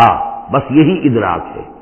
یہی معرفت ہے کہ اللہ کا کی ذات جو ہے وراء الورا ثم وراء الورا ثم وراء الورا، یہ الفاظ شیخ احمد سہندی جن کو ہم مجدد الفسانی رحمۃ اللہ علیہ کے نام سے جانتے ہیں، وہ اپنے خطوط میں مکاتیب میں انہوں نے بار بار یہ الفاظ کہے، ذات باری تعالیٰ وراء الورا ثم وراء الورا ثم وراء الورا، اس کا کوئی تصور کسی انسان کے لیے ممکن نہیں ہے، لیکن یہ کہ ہر شے ہلاک ہو جانے والی ہے سوائے اللہ کے چہرے کے۔ ظاہر بات ہے کہ ہر شے کے لیے فنا ہے، اور یہاں پہ اکثر لوگوں نے پھر اس منہ سے مراد لیا پوری ہستی، جیسے کہ ہم بھی کسی کے منہ دیکھو کہ یہ کام کر رہا ہے تو گویا کہ کسی کے لیے، کسی کے رضا جوئی کے لیے کر رہا ہے، تو اس اعتبار سے گویا کہ ذات باری تعالیٰ تو ہے کہ جو ہمیشہ قائم رہنے والی ہے، اور یہاں اس کے چہرے سے مراد اس کی پوری ذات ہے۔ باقی جو کچھ ہے، اب جو ہمارے ہاں صوفیہ ہیں جو وحدت وجود کے قائل ہیں، وہ تو اب بھی سمجھتے ہیں کہ باقی جو کچھ ہے وہ ہے ہی نہیں، معدوم کے درجے میں ہے، اس کی کوئی حقیقت نہیں ہے۔ کل ما فی الکون وہم او خیال او انقوص فی المرایا او ظلال، جو بھی کچھ اس کائنات کے اندر ہے اللہ کی ذات کے سوا یا تو وہ وہم ہے، کل ما فی الکون وہم او خیال او انقوص فی المرایا، یا جیسے کہ شیشوں میں عکس نظر آتے ہیں،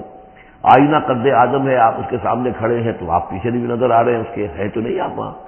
جیسے کہ شیشے میں عکس ہوتا ہے تو اس کا وجود کوئی نہیں، اسی طریقے سے یہ کائنات جو ہے اپنی اصل کے اعتبار سے معدوم کے درجے میں ہے۔ اور پھر یہ کہ یہ بھی ہمارا عقیدہ ہے کہ ہر شے فنا ہو جائے گی۔ لہ الحکم، اسی کے لیے ہے اختیار، بادشاہی، حکومت، وَإِلَيْهِ تُرْجَعُونَ، اور اسی کی طرف تم لوٹا دیے جاؤ گے۔ یہاں یہ چار صورتیں جو تھیں اس گروپ کی، وہ میں نے عرض کیا تھا کہ چار ایک مزاج کی ہیں، اور اب جو چار ہیں وہ ایک مزاج کی ہیں، اور یہ چاروں اب شروع جو ہو رہی ہیں وہ الف لام میم سے ہو رہی ہیں۔ ان میں سب سے پہلی سورۃ العنکبوت۔ بارک اللہ لی و لکم فی القرآن العظیم ونفعنی وإیاکم بالآیات والذکر الحکیم۔